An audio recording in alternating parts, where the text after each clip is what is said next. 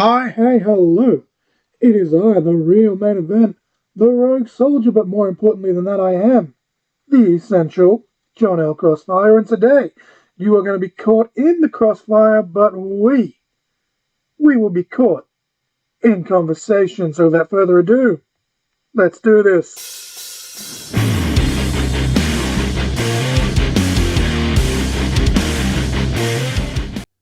Hello, one and all, and welcome to episode 18 of Caught in Conversation. We have our very first guest this week, kind of more of a co-host, but who better for a first guest than someone who I mention on every single episode?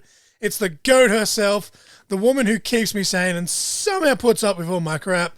It's the one and only, it's Mrs. Crossfire. She's my fiancée.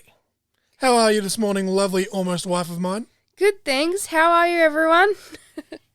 You've had a nice little caramel latte. I've had a Rocky Road romance. It's nice and tasty, so I'm all alert and probably going to be all over the place like usual.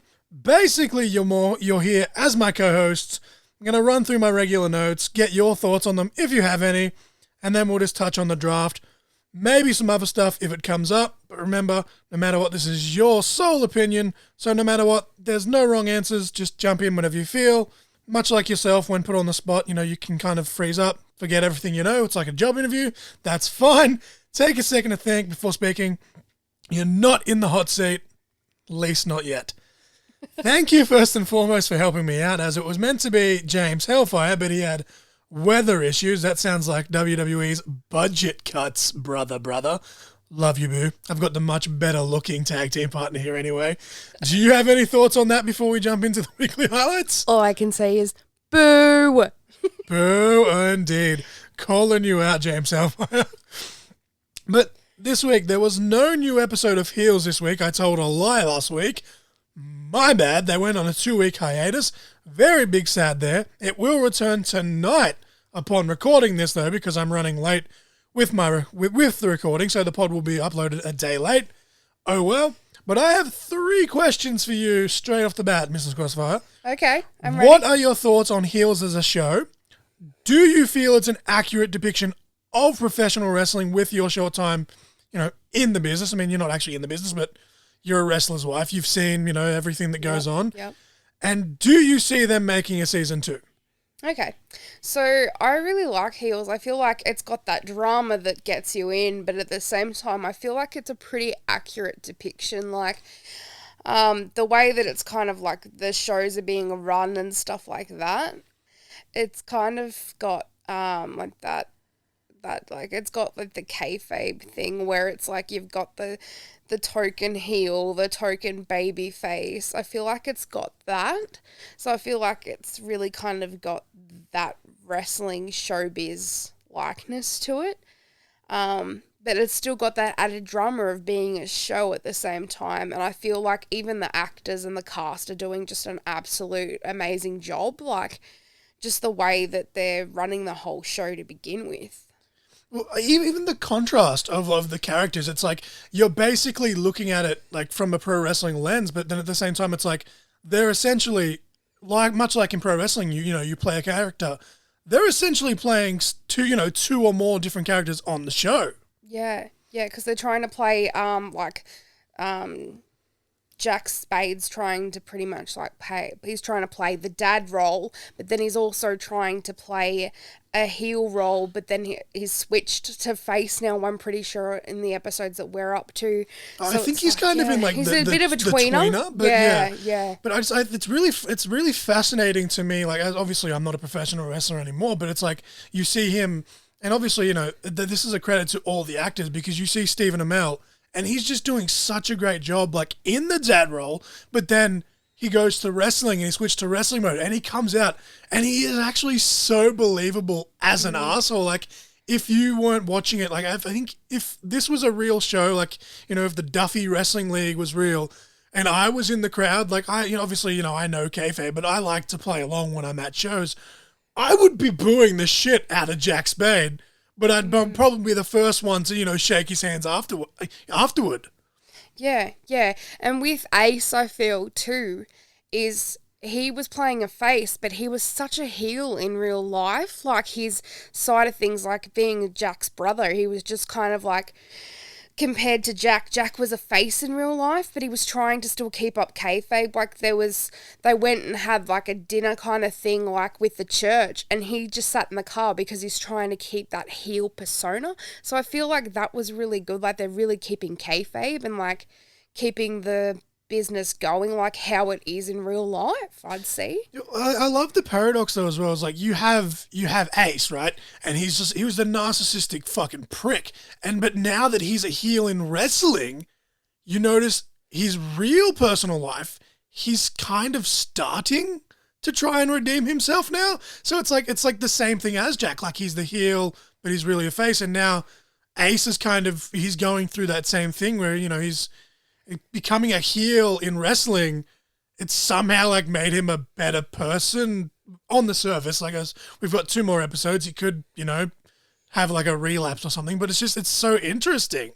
Yeah, that character development with him, it's like he's grown as a person. Like being a heel's made him realize, oh, I've done some bad things. Like spoiler alert, what he did to I can't think of his name. Yeah, the other guy. We won't say exactly what, but there's an incident between Ace and Bobby Pin after Ace does turn heel, which wasn't a spoiler. I believe it was in one of the trailers or something. But yeah, he has the incident with Bobby Pin, and it's just like, fuck this guy. Like I was it was like I was watching a real wrestling like event. Like it was like I was watching like a AEW or WWE pay per view. I was screaming at the TV like, how could you? I'm invested. Like yeah.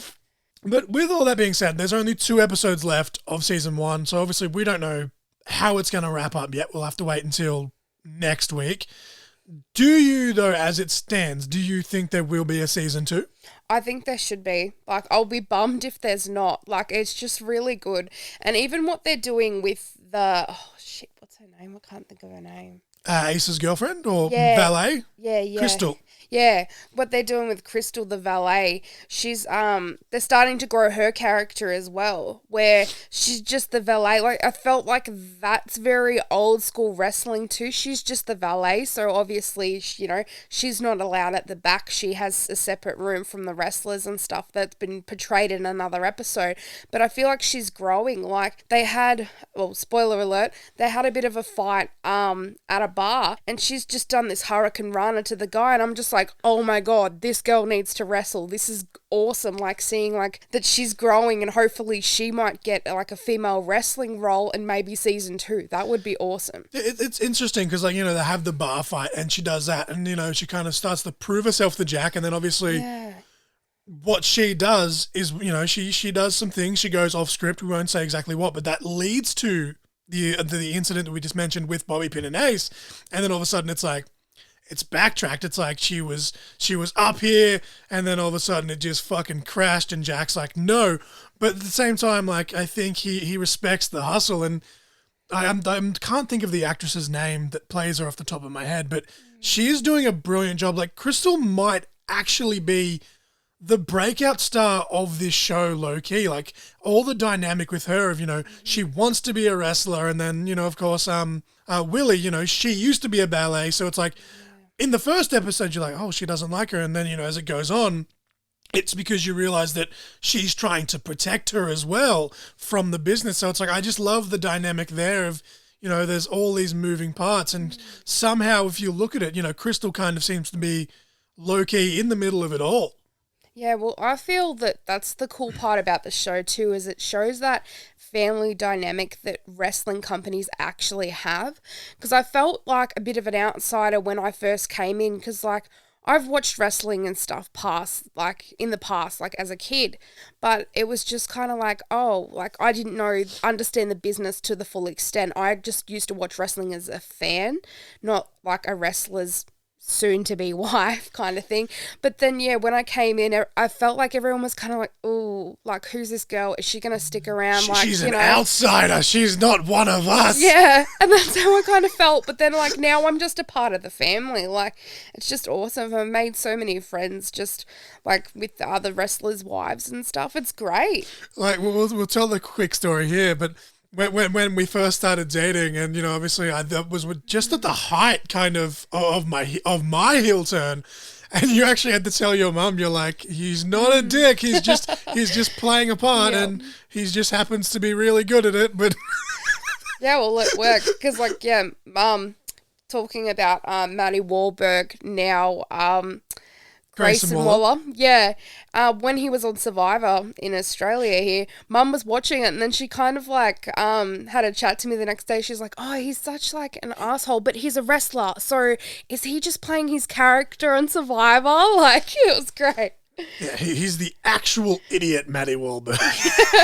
The fact that he made T-shirts on that is, perfect example of brand marketing as well, as a side note. But yes, we've talked about heels. We're yet to watch the most recent episode of Marvel's What If. I need to remember to cover that in the next episode. By the time I do that, there will actually be another episode, which is the last 2 episodes of that. So hopefully we get a season 2 of that. Like, I know it's been a bit hit and miss for you, but I think the problem is, and I'm having the same problem as well, is that they're trying to condense so much into such a small time frame. And then it's like with the zombies episode, for example, like you and I, like we're both into like kind of like gothic, creepy stuff. And then it was like, that was probably like, it was such a lackluster episode. Oh. And then, they put that swerve on us. Well, I was going to say last week, but it'll be the week before now by the time this goes out, with that Thor episode.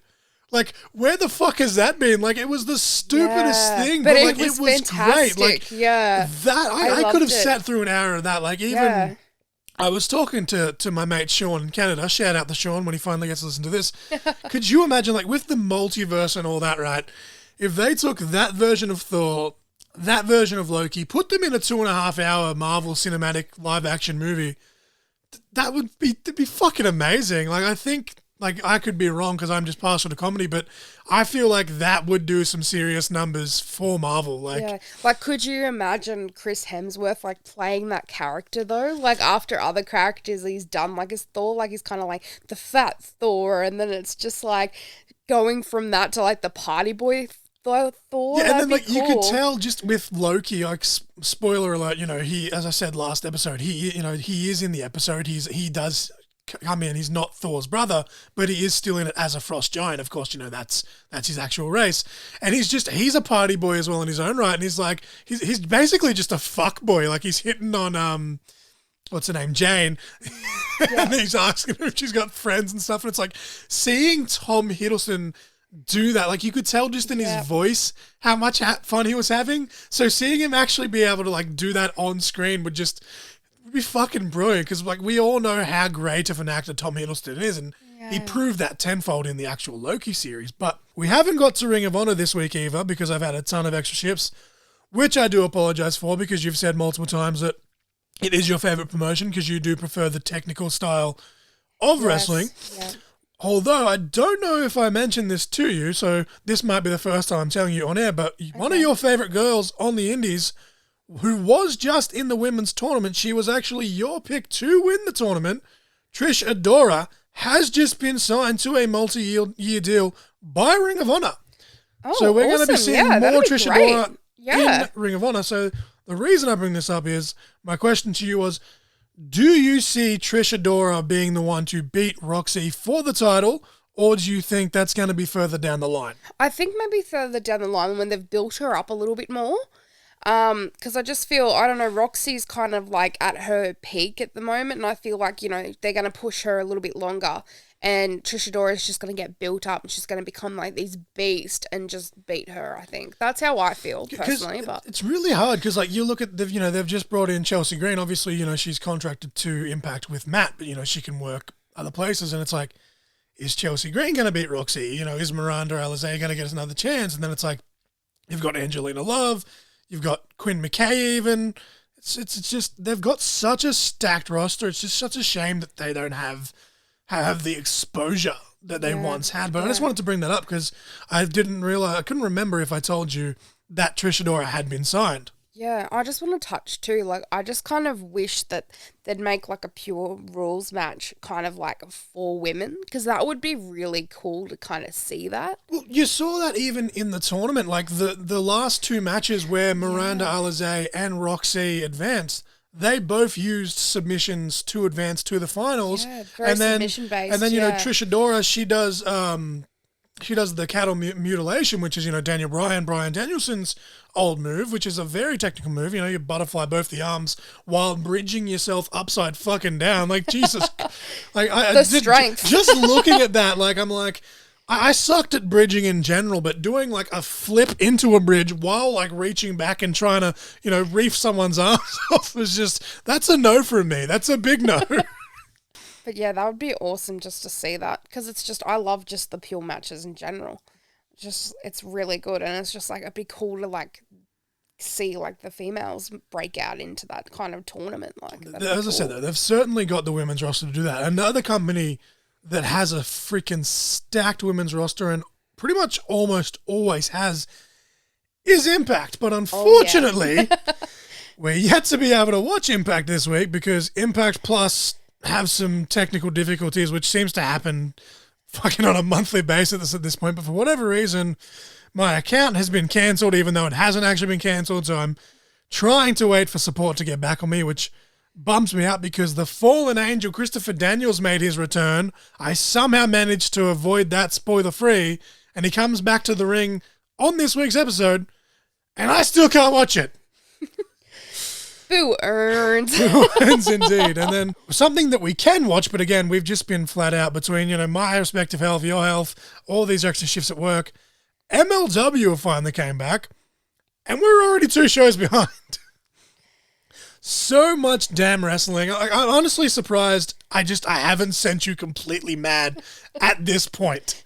Well, I haven't really been exposed that much to MLW yet, so I'm a little bit excited to kind of watch it and just see, like, I've seen, it was the Battle Royal, I'm pretty sure. Yeah, so I've had it on in the past where I was watching like Fusion and stuff, and then I was watching the MLW Underground where, basically it was the second coming of ECW, and then sadly they folded, but the first show, I think I didn't even know, like, if you decided you were going to watch it with me or you just kind of put your head up because, it was a rumble. It was the Battle Riot. So it's a 40-man rumble with also pins and submissions. So it's the big old clusterfuck. But, you had guys like TJP in there. You had Calvin Tankman, who is a big dude that shouldn't do the shit that he does. Yeah, and I'm a sucker for that. Like Big E. Well, their current champion, Jacob Fatu, and obviously the name says it all. Fatu, Anoa'i, they're all fucking insane. He's actually, obviously we're going to cover the draft in the main portion before we keep going into MLW. I could see Jacob Fatu more so in WWE than AEW because obviously AEW has that style, but could you imagine you take Roman Reigns, Universal Champion, Usos, Tag Team Champion, that the Usos aren't Roman's only cousins. There's fucking hundreds of cousins in that family. Could you imagine Jacob Fatu comes in, fucking dethrones like Shinsuke Nakamura for the IC Championship?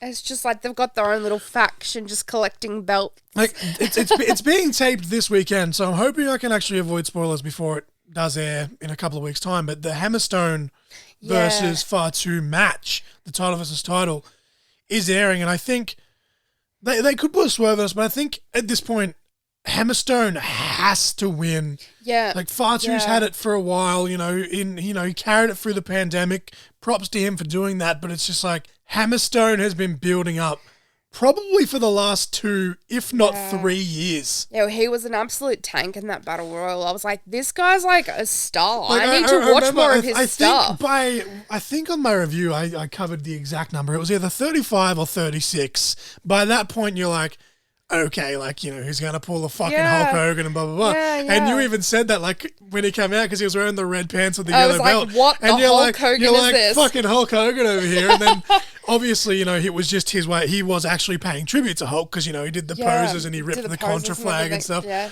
But it's just like, he's such a fucking talented dude. And it's just like, it's about time, he got his due, in my opinion. Yeah. Oh, and touching back on Contra, oh my God, that faction. I want to see more of their stuff. Then obviously, they've gone downhill in a few times in the last, years. Hell, the last decade they've gone up and down. But could you imagine a team like Contra in Impact? Oh my gosh, yes. Like WWE, they have fantastic promotion in terms of focusing on the action and blah, blah, blah. As do AEW in their own right. But in terms of like, I guess you'd say hokey, some people use that, as a turn of negativity. I love it. It's professional wrestling, sports entertainment. It's the same fucking thing. You can't have one without the other. You need a bit, you need some balance. And having like Impact, they do like, think about when Matt Hardy became broken. And I've only shown you a little bit of stuff. I haven't even shown you the full broken saga yet, just because there's so much wrestling to cover. Yep. But it was Impact, along with Matt Hardy, that, they were the ones that fucking, they skyrocketed that. Like, they are the best at doing outlandish stuff, I guess is the point that I'm trying to make. Yeah. And seeing Contra in that environment with their promos would just, like the way they hack into the MLW feeds and stuff. If they were to do that with Impact's production team, I feel like that could be pretty big for them. Like, obviously, as I said, Impact doesn't have as much exposure, but it'd still be kind of a step up, at least in my opinion, for those guys. And it'd be kind of cool with Sammy and Callahan kind of join them too, like, because he's got that hackery kind of vibe about him as well, like that technical kind of vibe. Like Sammy, I'll cover Sammy later on in the news, but like now that he is a face, could you imagine like, obviously, Sammy's out at the moment. Contra comes in, they're just fucking destroying Impact, and all of a sudden their feed, which is meant to be like military grade, like spec op shit, all of a sudden starts having a little bit of faultiness. It starts getting hacked, and then they're like, what the fuck? And then it's like, Sammy's music hits, boom, thumbs up, thumbs down, fucking pile drives fucking Fatu, or like, one of his henchmen, and it's just like, shit's on now. Like the promo is like back and forth hacking into each other's systems. Yes, I'd be all for that. I've got like that IT background, so I'm a little bit biased, but I love that shit. Well, when Sammy was Solomon Crow in NXT, you haven't seen that. That was fucking well before I met you. That was, I think, 2015, 16, could have even been earlier than that. And he was doing like a hacker gimmick, and then he got released. And then they started doing it with Ali. And it was like, this is cool. Yes, and then it's happening? like, Who's this? No. And then it's like, oh no, we've got Retribution. By the way, I was the hacker, and we're going to go into this, and then we're going to be disbanded because fuck creative. Yeah, it was so annoying too, because it was just like the guessing game of like, who is it? Like, who is it that's like hacking in? Like, I want to know who. And then it's kind of like, it kind of looks like Ali's symbol. I think it's him. Like we're yet to have at least in the mainstream, we're yet to have a full-blown, like, hacker-type gimmick. And especially in this day and age, the fact that hasn't been done, it just boggles my mind. Yeah, like that Matrix kind of, like, vibe, like a Matrix kind of, like, character would just be really cool. A Matrix character would definitely be kind of cool, and I think it's kind of topical at the moment as well, because aren't they actually doing like a remake? I think I just saw something somewhere that they're doing a remake of The Matrix sometime in the next couple of years. Possibly, I haven't seen that yet, there was at least talk of it or something, I think. Okay. I swear IGN or someone, like they shared that. So if that is the case, like that's more topical now than ever. Yeah. But we'll move on, though. I was just talking about wrestling and ranting. I knew this would happen. But before we get into the wrestling that we did get to watch, a couple of nights ago, we watched Free Guy, starring Ryan Reynolds, on Disney Plus with just the basic subscription. I had a thought. I'm like, is the whole Scarlett Johansson controversy the reason they just kind of gave that away? Yes, because I was thinking, this is going to be on the Premier Access. I didn't even write this on my notes as I'm looking at them. I'm just like, shit. I just kind of looked at you and I'm like, oh my God, I remembered you said that they'd settled the dispute last night with Scarlett. I'm like, fuck, is that why they just like, here, have this movie? We're sorry.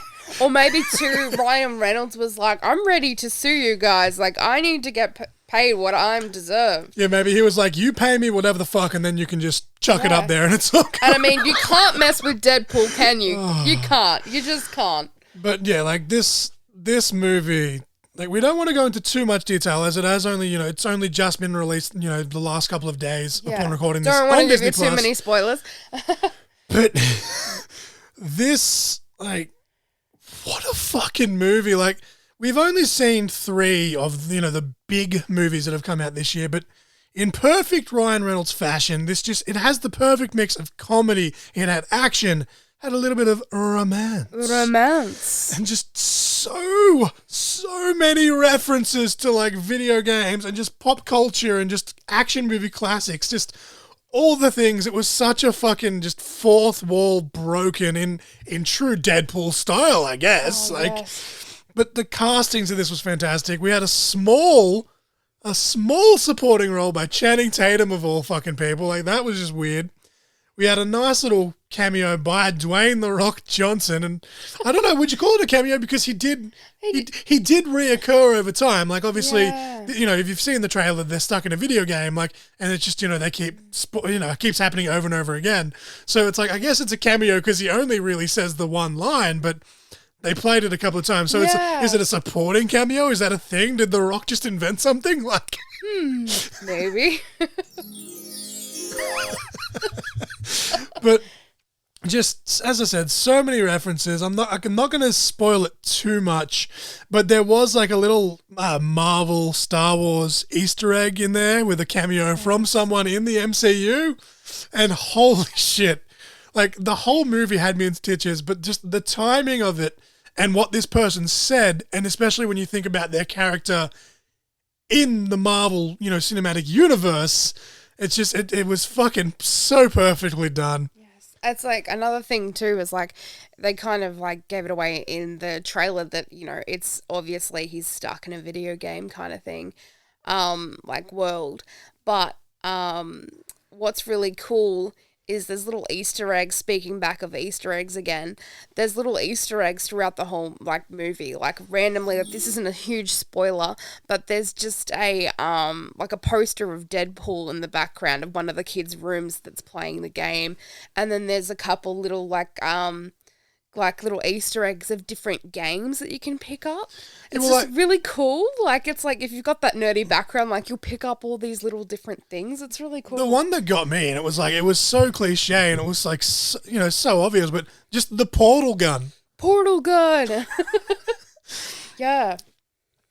Now, as I said, we've only seen 3 of the big movies that have come out this year. We've seen Cruella, Black Widow, and now Free Guy. Now, I still think, even without seeing the others, that I think, you know, Cruella should still be Film of the Year. Like, it was just fucking brilliant. But I think of these 3, it has to go Cruella, Free Guy, and Black Widow. Would you agree on that order? I'd agree, yeah. And that's not to say that Black Widow was bad. Like, I know that critics, you know, they've kind of shat on it a little bit, but we enjoyed the hell out of it. Yeah. And as I just touched on before, I'm glad that Disney finally, settled with Scarlett Johansson, because she did a fantastic job, and the fact that it took as long as it did for Black Widow to get a solo movie, like the first Iron Man movie came out in 2008, and she was in Iron Man 2, which was 2010, I believe, 2011. The fact that it took her literally a fucking decade to get her own movie, when she's like one of the, you know, she basically, when you talk about like MJF cut a promo on AEW about the 4 pillars, right? Yes. She's basically one of the 4 pillars of the original, like, Phase 1 MCU. Yeah, exactly. Like, you had Thor, you had Iron Man, and then obviously you had Scarlet, and then Nick Fury, because he's the one that, you know, orchestrated it all. Over in wrestling, though, really quick, my predictions for the AEW Rampage portion of Grand Slam were 3-2, so not too bad. CM Punk defeated Powerhouse Hobbs, correct prediction. The Super Click defeated Jurassic Express and Christian, correct. Men of the Year defeated Inner Circle, correct. Lucha Bros and Santana and Ortiz defeated Private Party and The Butcher and the Blade, correct. Penelope Ford defeated Anna Jay, incorrect. And John Moxley and Eddie Kingston defeated Suzuki Gun, incorrect. And over on SmackDown, which will be last week's, as always, this was the go-home episode to the Extreme Rules pay-per-view. Becky Lynch, your girl, or hell yeah, Big Time Bex, cut an amazing promo on Bianca Belair, your other girl, or... Oh yeah, she's my main girl. Or Esther, of course, a play on Bianca calling herself the EST, the roughest, the toughest, the strongest, the smartest, the whatever. Bianca... You know, she certainly held her own, though, like, in this promo with Becky. Like, her promos have just gotten so much better, has Bianca's. And her and Becky, they play off each other really well. And So I said this to you, and I've said it like every week. Like, how wrong was I that Becky can't play a heel? Like, she is killing this role, and somehow her promos have gotten better. Like, it seems like every week she outdoes herself like over and over again, and it's just like one person shouldn't be that fucking talented. Yeah, yeah. Like, and I do find it funny though how, like, you know, when Becky was at the height of like the man, and you know she was Becky Two Belts, how quickly the internet turned on her and were like, she's boring, she's overrated, da da da. Now that she's a heel, everyone's like, she's the best, she should be champion forever, and it's just like, for fuck's sake. It's the hype. It's like hype. Of course, Becky, or rather Bianca, hit Becky with the KOD to end that segment in revenge from the week beforehand, standing tall going into the title match at Extreme Rules. Shinsuke Nakamura retained the ICW Championship against Apollo Crews after Rick Boogs hit a very impressive suplex on Commander Aziz on the floor. Like, how the fuck he got a dude like that big over? Like, fair enough, Aziz can post, but like, it's just My God. he just fucking launched He's him. a big boy. Montez Ford is another one whose promos, they just keep getting better and better. And now, apparently, Angelo Dawkins was at a wedding. I don't know how true this was. Wedding. But whatever it was, he wasn't on TV. Montez was there by himself. And he has showed potential. Like, I've been saying it all along that, with all due respect to Angelo Dawkins, he's a very talented guy in his own right. If one of them is going to break out, it's going to be Tez. And this right here was a perfect example. Like, everyone says that, you know, they're too goofy, but he kind of mixed the goofy and the serious, similar to what Big E does now as well. And it was like, yeah, he was cocky. And then it was like, boom, we want to smoke. And it's like, fucking all right then. Like, let's go. But speaking of promos, the one that Seth Rollins cut on Edge last week, where, you know, he's saying that Edge is like, he's just a shell of himself and he's going to come crawling back, and he should have pulled the trigger sooner and his career's over, and yada, yada, yada. Obviously, this episode of SmackDown that just aired, because we are recording late, Edge has returned and Seth actually invaded Edge's house, which that was good. It was even fucking better. Like, oh my God, like, you know, sat in Edge's library, ate an apple, just threw it on the floor when he was done. That was giving me big time kind of like old Edge heel vibes when they invaded Lita and Edge invaded John Cena's house. I think that's what it was meant to be, big because time like, vibes. didn't mean to cut you off there, babe. Sorry, but it's like Edge has said so many times that Seth Rollins is Edge Light, which is basically what made Seth snap, and he's like, no, I'm gonna do what you did, only better. And then he's literally done that. Like, he's cashed in Money in the Bank in the main event of WrestleMania, first and only person to ever do that. No one saw that coming. Yeah. You know, the first time a cash-in had ever become a triple threat. And then it's like, okay, you know, he's been a Grand Slam champion, blah, blah, blah, blah. And then Edge is actually back now, and it's like, oh, okay, you like invading people's houses? Well, I'm going to invade your house. In your house. Yes. WWE presents In Your House. But the debut of Baron Corbin's talk show segment, Happy Talk, was another thing that, you know, again, people shitting all over it, like WWE comedy is trash, but you and I both enjoyed the fuck out of it. It was actually pretty good. Neither of us are still a fan of, you know, the whole Happy Corbin being his actual moniker, but he's just killing this gimmick. Like, where has this been? Like, he was getting booed and people were saying he was boring when he was the lone wolf, and then, you know, Constable Corbin, and him being the one to retire Kurt Angle, it was just like, why? And then, you know, he comes out and he's broken.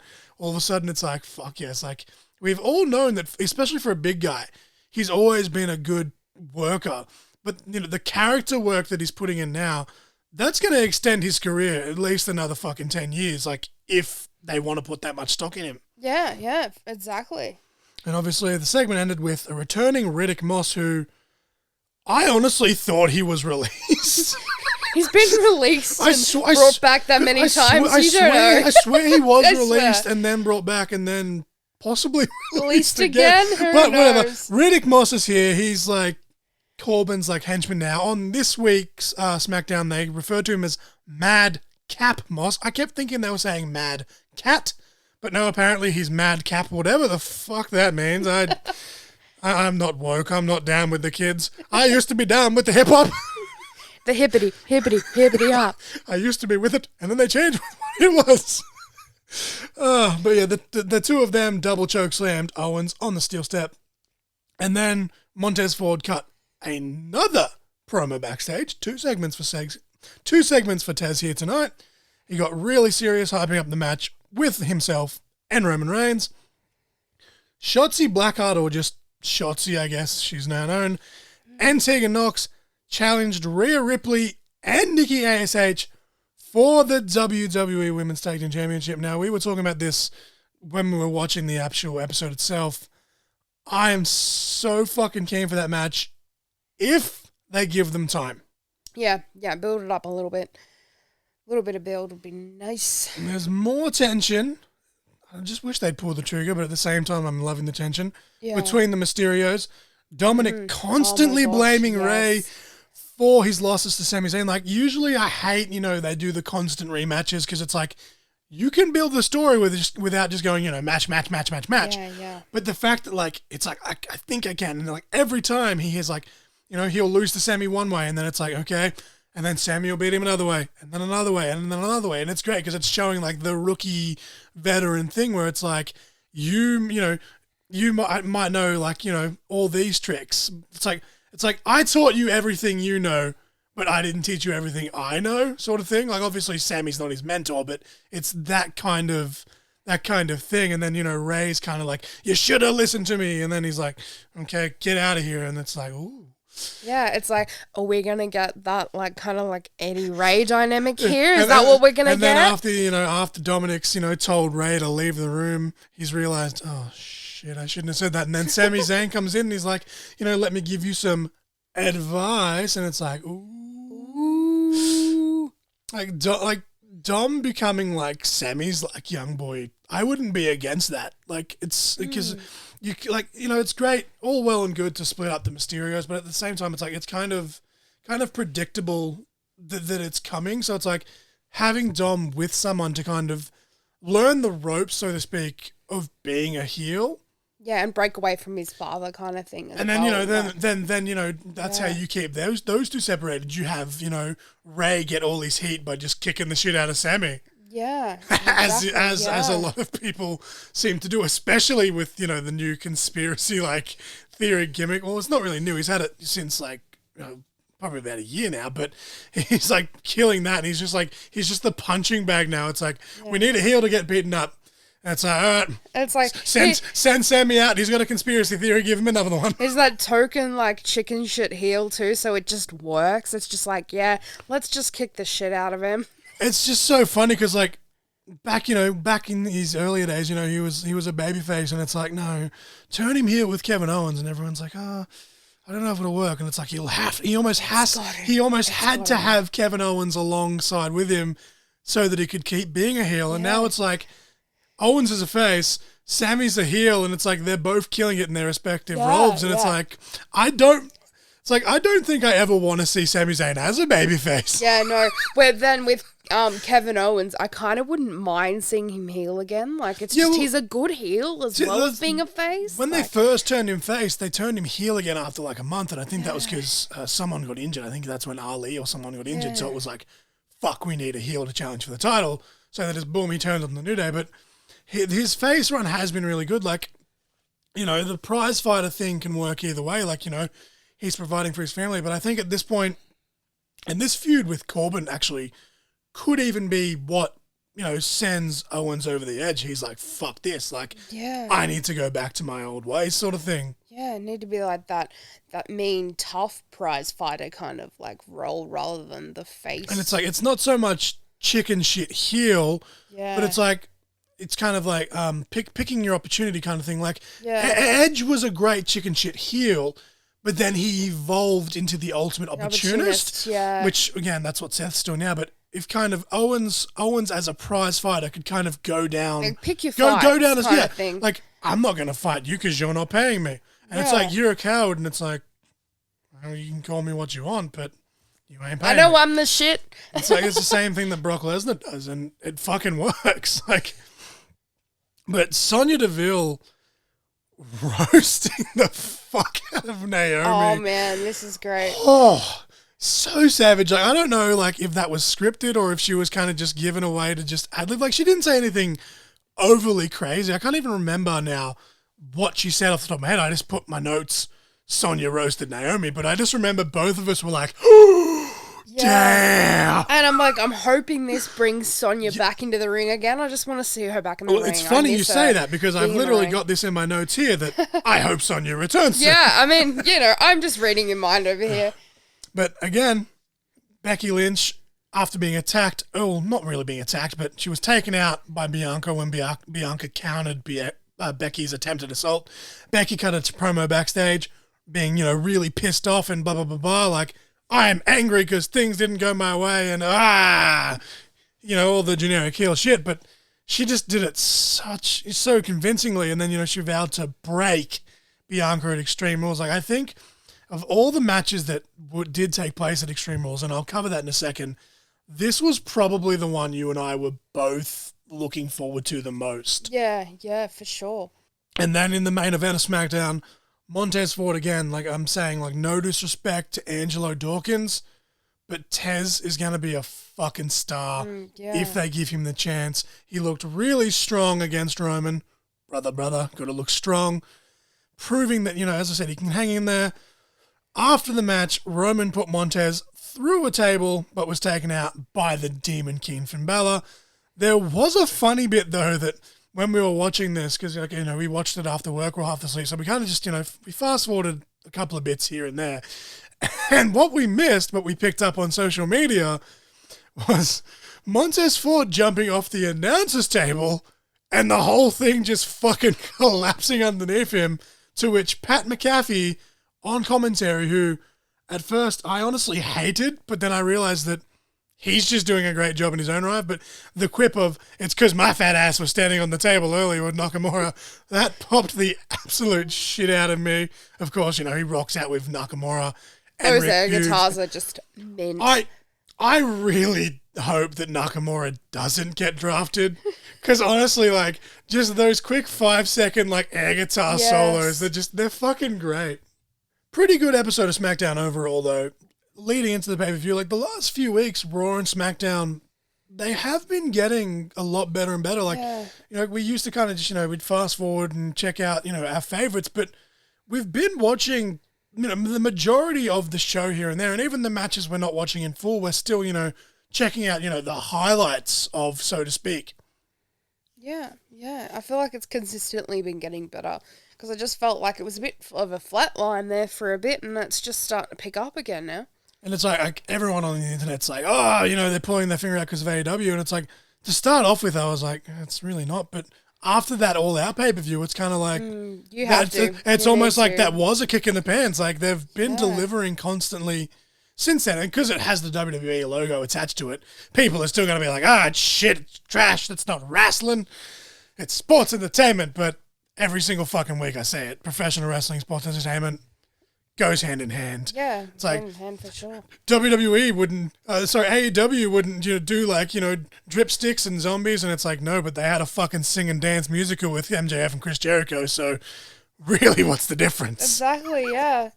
But over at Extreme Rules, though, it was a very last minute match, but they added a 6-man tag team match for this show. It was The New Day versus Lashley, AJ Styles, and Omos. I mispronounce his name every fucking time. I just can't get it. But Omos.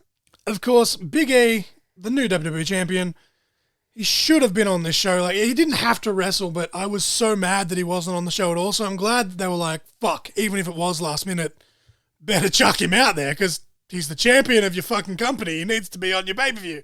But this match, for a, opener match, or, I guess, even though it was the opener, it was kind of still filler, but this was a really good match. Like, all of these guys had such good chemistry. Like, I was not expecting a random throwaway 6-man match, and maybe that's the problem. Maybe because, you enjoyed it as well. Maybe because our expectations were low is why it was so good. But at the same time, like, usually when there's, like, saves and stuff in tag matches, you can kind of see them like coming from the camera angles, but just the way they shot it, it's like all the false finishes in this match were like, oh shit. And then towards the end, it's like, okay, Lashley got a blind tag. He's gonna beat Big E.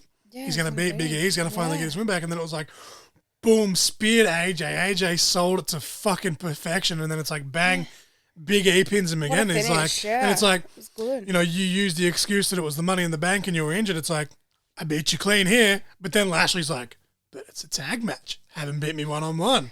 It's like, so no matter what you look at it, it's like both guys have something to kind of be like, no, I'm the better man. I'm the better man.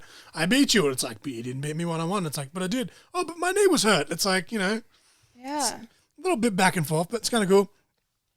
A really good match though, and I don't think anyone was expecting anything less, was the second match on this card.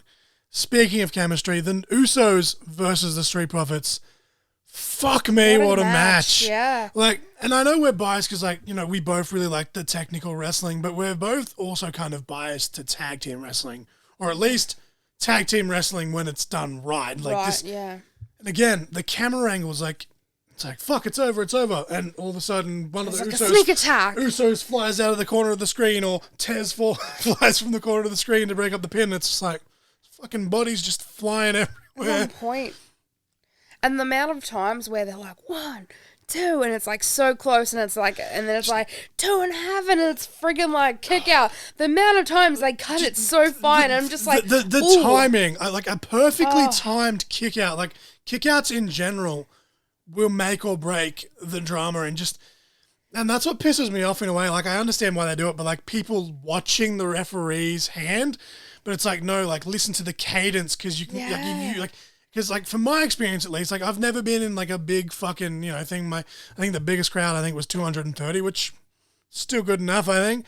But you're laying there and you're feeling it 1, 2, and like you close your eyes, you feel that count, so then you're like, boom, because if you're invested yourself, then it's like, what is the people around you going to be doing, you know? Yeah, it just keeps me on the edge of my seat. It's like even ooh, who's going to win here? Dawkins kicked out of the Uso splash, and I was like, because it's like finisher kickouts, they're way overdone in today's professional wrestling, but again, just the cadence of it and how close he cut it was like, all right, like, I did not see that coming, like, because usually it's like 1, 2, he kicked out, and it's like, okay, whatever. And that's one thing AEW does bad. Like, I love all wrestling, but that's one thing they do bad. It's like, not Kenny Omega with the one-winged angel, but he'll hit like a bajillion fucking V-triggers, and it's like, 1, 2, kick out. I can't believe he kicked out. And it's like, really?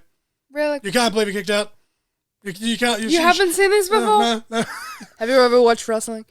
And then it's like, and that's like, people gripe on John Cena. Like, I still think he's one of the greatest, but the last few years of his career, he's hit like 3 or 4 fucking AAs before the match has been over. And you can't do a finisher kick out in every match. Although the This Is Awesome chants in this match, again, I also think they're overplayed. But because of how close, you know, the finishes were and how believable the false finishes were, it was rightfully so in my opinion. Like the fans were fucking so into this match. Eating that up. And that's why I'm so glad that, you know, live crowds are back, because a crowd can easily also make or break a match.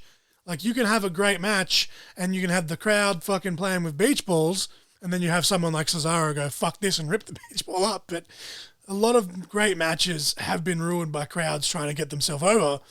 And then at the same time, matches that haven't been that great have been elevated by the crowd, you know, being into them. But the third match was Alexa Bliss, Charlotte Flair. It was kind of at Charlotte Flair retaining, and again, it's not that, like, a lot of people on the internet are like, fuck Charlotte Flair, she's only there because of her father, but she is a very talented woman. She is, you can't deny that, but it's like, it's just, at the same time, I think they are trying to make her dad at the same time, and trying to get those title wins up. I feel like, from where I see it, I feel like that is more on creative than her. Yeah. Because you see her outside of the ring and she's just like, she works so fucking hard. She works. She really, yeah, she really does, but it's just, There's just something there where it's just like, It's just like that match was good, but it felt natural that Alexa should have won. She should have just she won. has been, I actually wrote this on my hot streak. I'm sorry, I wrote this on my notes because Alexa was on a hot streak. Like, it was the perfect time for Alexa to take the championship. Build was just like, yep. But then at the same time, I'm like, oh, maybe it was the right decision because I'm sick of Charlotte having short title reigns just to pump the numbers up, as you just said. Because I feel like, but then apparently the reason that Alexa did lose this is that she's actually taking time off. According to the dirt sheet, she's going to get married. So congratulations to her and Ryan. I can't think of what band he plays for off the top of my head. One Republic. Thank you. Very talented band. But yeah, but the Lily stuff after this match, though, I feel that was like the main event of this match more than anything. Like, what happened in the match at the end of the day, it doesn't really matter because this is what people are going to remember. And this is why I say Hokey can be okay because Charlotte destroyed Lily. Yeah. Fuck you, Charlotte. Rest in peace, Lily. And then, like, Alexa just has this, like, massive breakdown. And it's like, oh, where's this going to go? Okay, so she's gone on a bit of a bender. Like, build a little time for her to come back. And this is like where everyone's like, she ripped off Bray Wyatt's gimmick. And it's like, while I wish Bray was still there and they were still doing it together, this is some of the best work, if not the best work that Alexa's done her entire career. Like, she come in like glitter, glitz, sparkles, and now she's just this demonic fucking like gothic, like little firecracker, and she's just fucking killing it. I think it's because in real life, that's kind of what she's like. She's like into that like gothic kind of like stuff. So it's like she's getting to finally be herself. She's kind of like you actually. Like if people were to look at you, they see like, you know, like you like sunflowers and like, you know, purple and sparkly things, but at the same time you're like metal, metal brother. But yeah, and we got a thank you Lily chant though, which popped the fuck out of me. I had you like almost crying laughing because I started like, you know, doing the Ric Flair retirement, which is kind of, you know, controversial at the moment, but the leave the memories alone.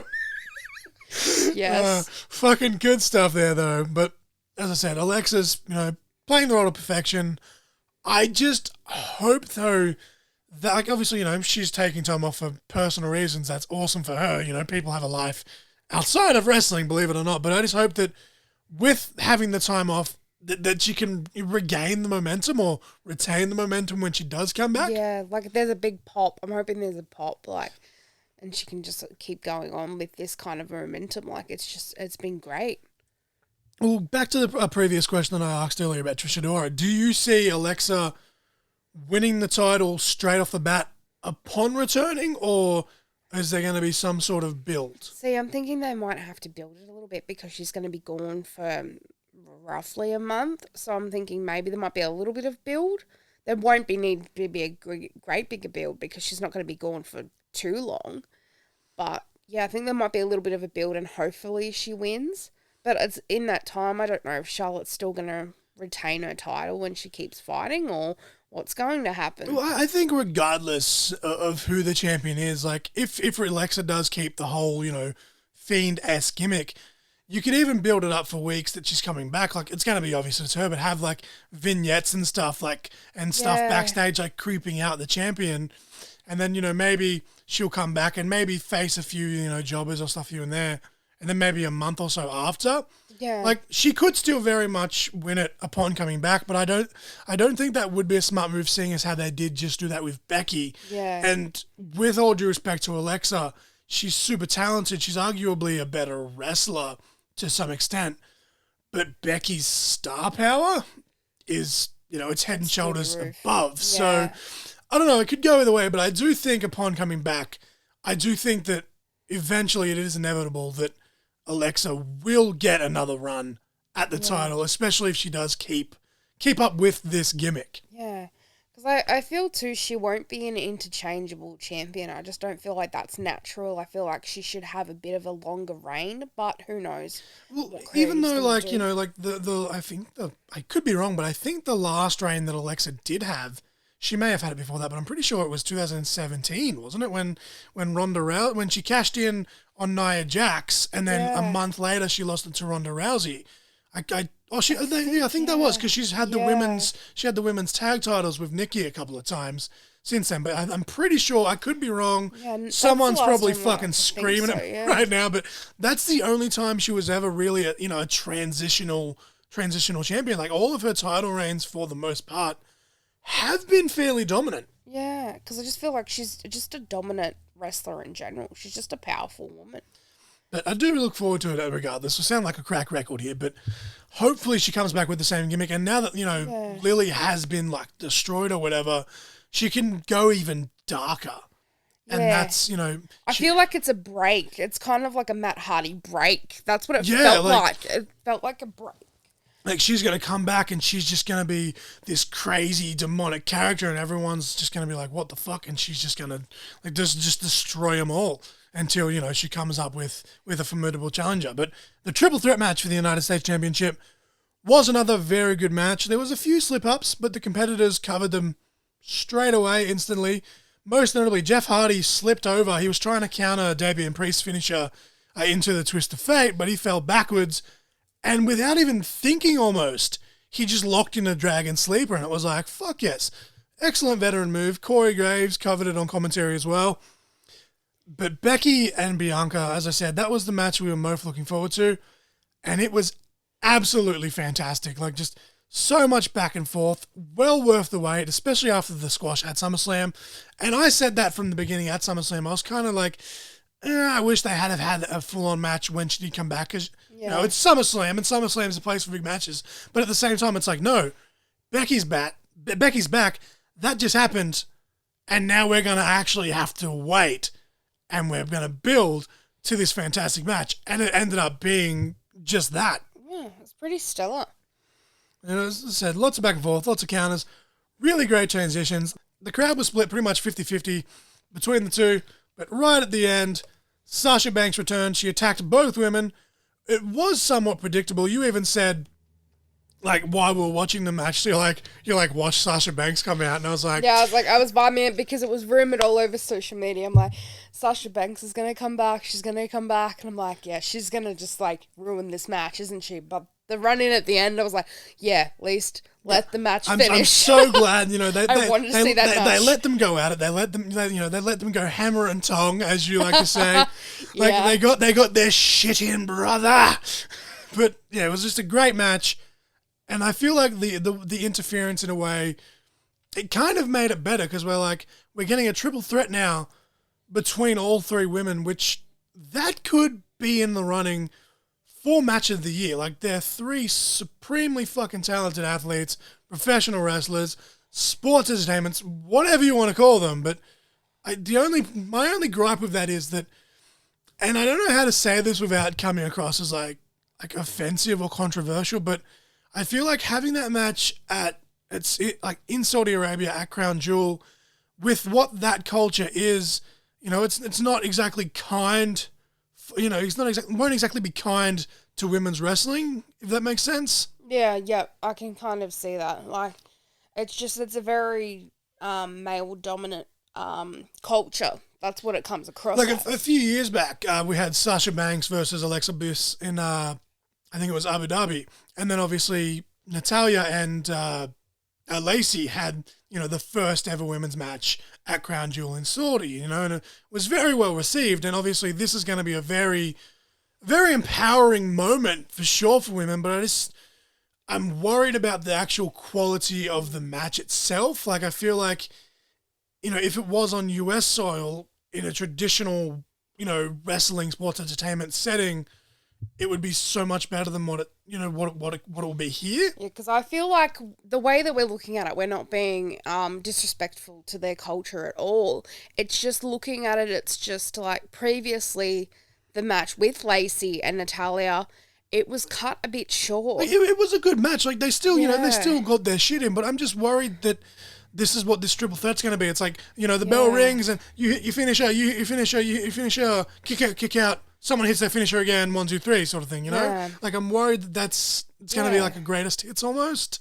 Yeah, that's how I feel And too. we could be wrong. Like, we're Yeah. 3 weeks away. Maybe they'll go out there and they'll have an Yeah. absolute fucking banger of a match. But it's a sure. match of the year contender, and it worries me more than anything. But Just going to have to wait and see, It's I just guess. because, like, I'm really looking forward to that match. I just hope it doesn't get cut short. That's mainly what I'm kind of, like, thinking of. Exactly, like you got, Even if it was on American soil, I'd feel the same. I would not want it to be cut short. no, Like, absolutely, it cut needs- short. Like needs to be, like, a good hammer and tong match. you got, three supremely talented women. Give them 15 minutes. Let them just fucking go bonkers. It's a match of the year contender. Like, it's just that simple. But the main event between Universal Champion, your tribal chief, the head of the table, Roman Reigns versus Finn Balor, but he was here as the Demon King. It was match of the night, in my opinion. I don't know how you feel on that. Like, I feel like you probably enjoyed Bianca and Becky a little bit more. But That's just because you're a little bit biased there. But yeah, in my opinion, this match was match of the night. Yeah. It was very refreshing to see because this is the final match of the night here, and we haven't had a single bad match. No, this has actually been a pretty stellar pay-per-view, actually. When was the last time we watched the WWE pay-per-view? We watched it live. We watch a couple of them live, but half the time it's like, I'll go do the dishes or I'll go fold my washing. We literally, we ordered our lunch like halfway through. That was the only time I left the room was to, answer the door to get our lunch. We sat here and we watched this entire pay-per-view. Yeah, I can't even remember the last one that was that good. It was just, and as I said, even if we're not watching live, we fast forward and it's just fucking great. Yeah.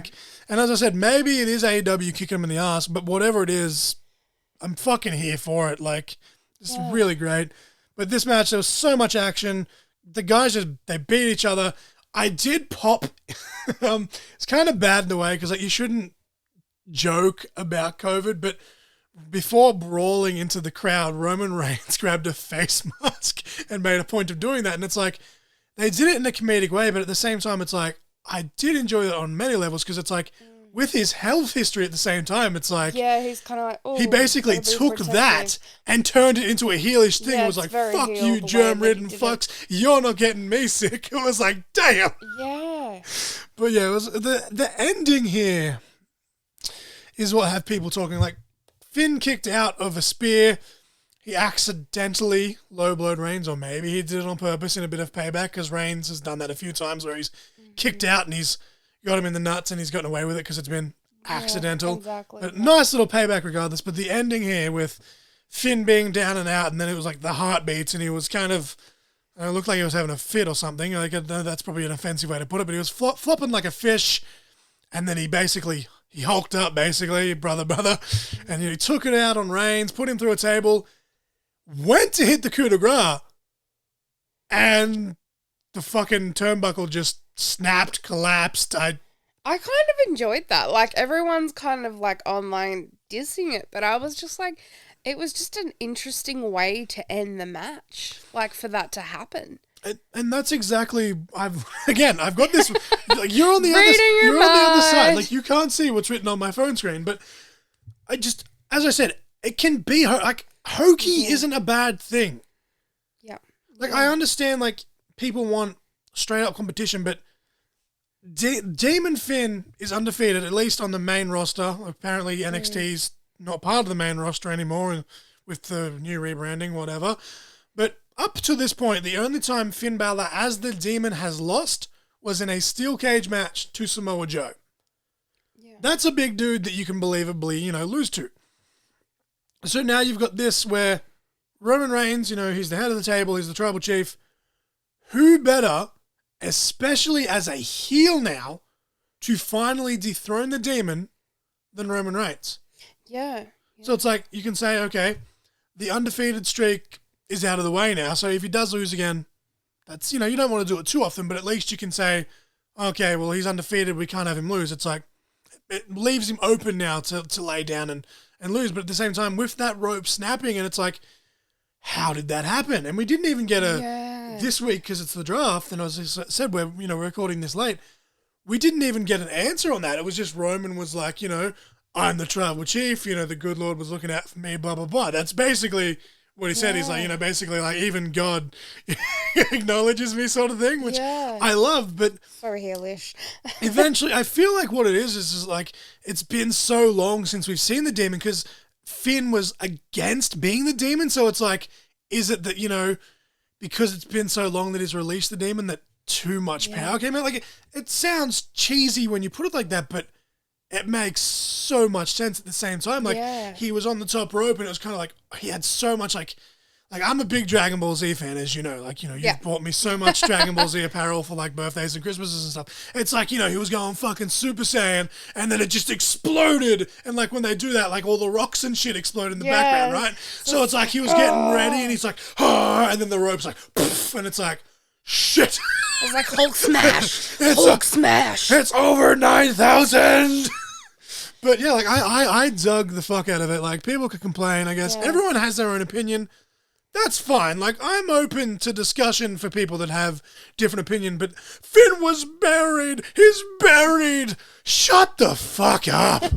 I've actually been pretty excited that Demon Finn's back. I've always kind of been a bit more of a Finn Balor fan. Just seeing him in NXT and stuff. I haven't seen much of him in New Japan. I'm yet to explore that. We will get to that eventually. Yeah. There's so much wrestling. So in this much. household. We like live and breathe this shit, man.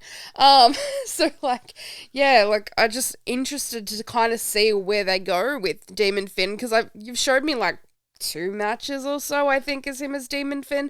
But I was just like, ooh, I kind of like I showed you a this couple, gimmick. but the first 2 I did show you because you were like, you've never actually seen him as the demon. As the You've just seen demon. photos. I showed you the AJ Styles match at TLC 2017. Oh, yeah, that was and then good. it was SummerSlam 2016, I believe, when he separated his shoulder, unfortunately, and had to release the title after beating Seth. Yeah, that's right. But yeah, at the end of the day, the demon loses, but he still looks very strong. Brother. But my thing is, right, like, with all due respect to anyone, regardless of character, even The Undertaker, right? He's taken dudes' finishes, he's laid down, clean in the middle, and if you can't, especially, like, as a fan, if you can't understand that, but as a wrestler, if you can't take a dude's finish, clean in the middle, 1, 2, 3, and lose, then quite frankly, I don't give a fuck about your opinion. Yeah, like you're you can have whatever opinion you want, but if you look at it, whether you're a wrestler yourself or just as a fan, if someone can't take another guy's finish and lose 1, 2, 3, then quite frankly, I shouldn't be in the I business. just to you be don't, you honest. don't know what you're talking about. Like, you look at like people like, and like we're doing it ourselves now. Like, this is our opinion and blah blah blah. But so many fans, like, they preach on every word that a Dave Meltzer or a Jim Cornette or whoever else, what they have to say, and it's like, well, they said this, so, and it's like, That's just one opinion, though.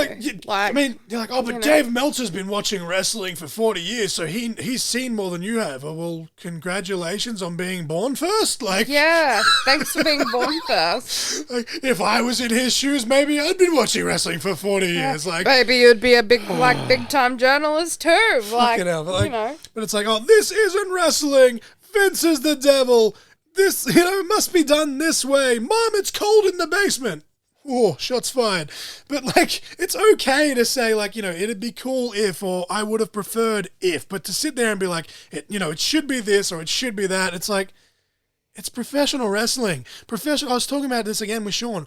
Professional wrestling is the only, like, sport where you can do the same spot and you have, like, infinite fucking outcomes. Like, Exactly, yeah. The storylines. it's an art form. Like, if you're getting emotional because your guy lost and you're mad about that, that's fine. That's cool. Like, one of my biggest guys is John Morrison, right? I'd love for him to be fucking WWE champion and fucking whatever else, but at this point in his career, it's probably not going to happen. Yeah. But I'm not going to sit there because, he loses, and when The Miz comes back, The Miz is probably going to win that feud. Correct. John! But, like, and that, like, as a fan, as a mark, I'm like, oh, like, I want Johnny Drip to get the win here. But it's like, I'm not going to be like, oh, they don't know what they're doing. Why would they put The Miz over here? It's like, no, because if you look at it from a logical reason, from a business aspect, The Miz is a fucking star, right? Yeah, like, if he left, WWE would be at a loss. If he beats John Morrison, it's like, of course he wins, he's the fucking Miz. And then if John Morrison actually does win the feud, it's like, boom, John Morrison's star power goes up because he just beat The Miz. Yeah, exactly. And it's like, people can go back and, talk about WrestleMania 27 and it was a shit match and it was this and it was that because The Rock and Cena, they overshadowed Miz. That's fine. That is true, but The Miz has main evented WrestleMania. He was WWE champion. John Morrison, especially at this stage, they've feuded before, but at this stage, if he was to win that feud, it's even bigger now. Yeah. That was a bit of a sidebar, a bit of a rant, but that was my point. It's like, if your guy loses, you're upset, or your girl loses, whatever it is, that's fine, but there's so many people sitting like, oh, the rope snap, this is stupid, this is bullshit, this is for kids. Is it that big of a deal? Is it that bad? And again, we're ranting about that ourselves now, but it's so fucking laughable. It's again CM Punk, finally professional wrestling has come back to New York City. It's like, well, first of all, you preached about how much you love Ring of Honor and blah blah blah. Ring of Honor and New Japan ran Madison Square Garden, so technically it hasn't been that many years since professional wrestling, if that was the way you were going to look at it, has been in New York City. Yeah. And then on top of that, as I said, professional wrestling, sports entertainment, same fucking thing. Yeah. Whether you like it They're or not. interchangeable. But you know what I mean? It's just like, it has to be this way. It's like, no, that's why it's an art form. That's why so many things, there's a lot of art out there that I can kind of look at and be like, oh, well, it's just a painting. But to someone might come along, look at the Mona Lisa, right? To me, it's just a dude that looks like, I think it actually is a man, isn't it? But she has feminine features. I believe that's the case. Yeah. Could be wrong on that one. But you look at the Mona Lisa and it's just a picture of a person. Whereas someone, back in the day, whenever it first became famous, looked at it and were like, this is the most magnificent, painting I've ever seen. It's like, I don't get it, but I'm not going to be like, well, it's not a Picasso. And it's not a Van Gogh. That's the thing too, and it's also the background behind it. Apparently she was actually pregnant in that photo, and the way that her facial features and stuff are, it depicts different to everyone. Oh, so the Mona Lisa, he was actually a woman. I'm pretty sure, yeah, from what I've studied when I've studied art. I read it probably on Facebook or somewhere, so it's probably wrong, but I swear I read an article about how it's a misconception and it is actually a man. But I'm going to look into that once we finish recording now. Because it's just I've done a little bits of art history, and I'm pretty sure they've one of the rumors is that she was pregnant, and it was just what made them paint her expression that way, just that kind of stuff too. It's just how you depict art. It's because I really like wrestling entertainment. I like the creative way that they go with storylines and stuff. But then with the professional wrestling side of things, I really like technical wrestling. So it's you can look at it either way. It's you have the best, it works, a mixture works both. Works best, rather. Yeah. It's you can watch AEW, right? And you can see fucking, Wardlow or Brian Cage just ragdolling dudes.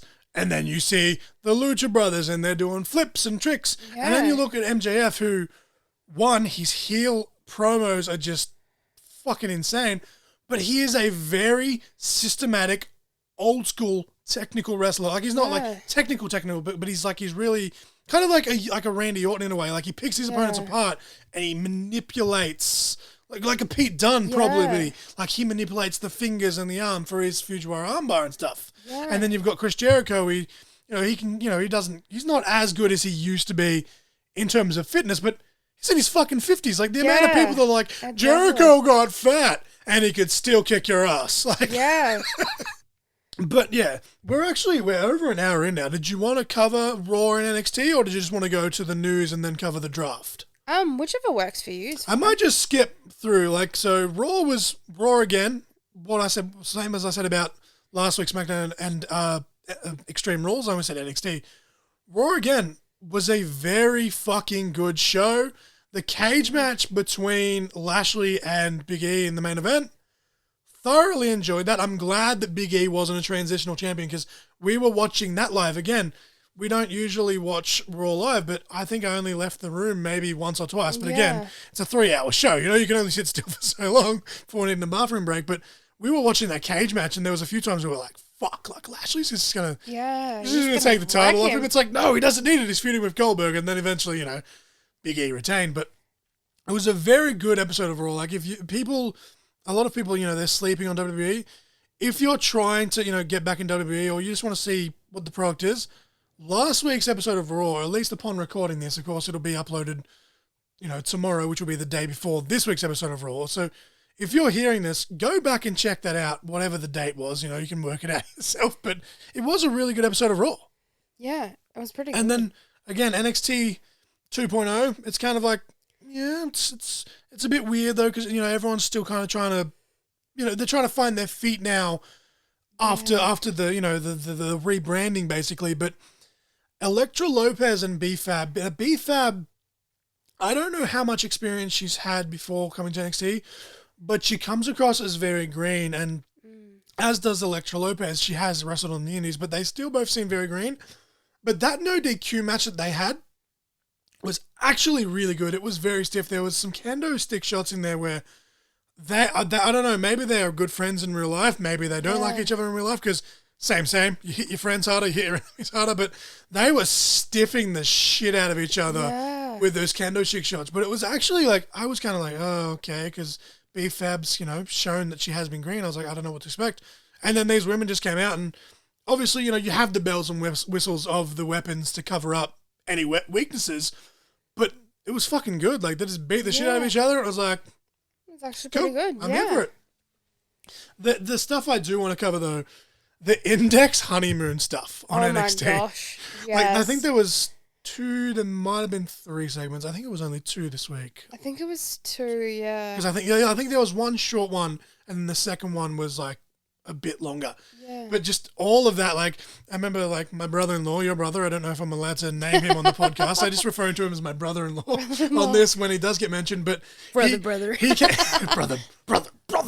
But he came out during the second segment where, like, they were having the pillow fight, and Johnny thought, they were doing adult stuff, and he's like, they were having some romance. Yeah, romance. Rocky Road romance. And then and then Dexter's like, he has like the whole roll of condoms, and then Johnny thinks they've done it.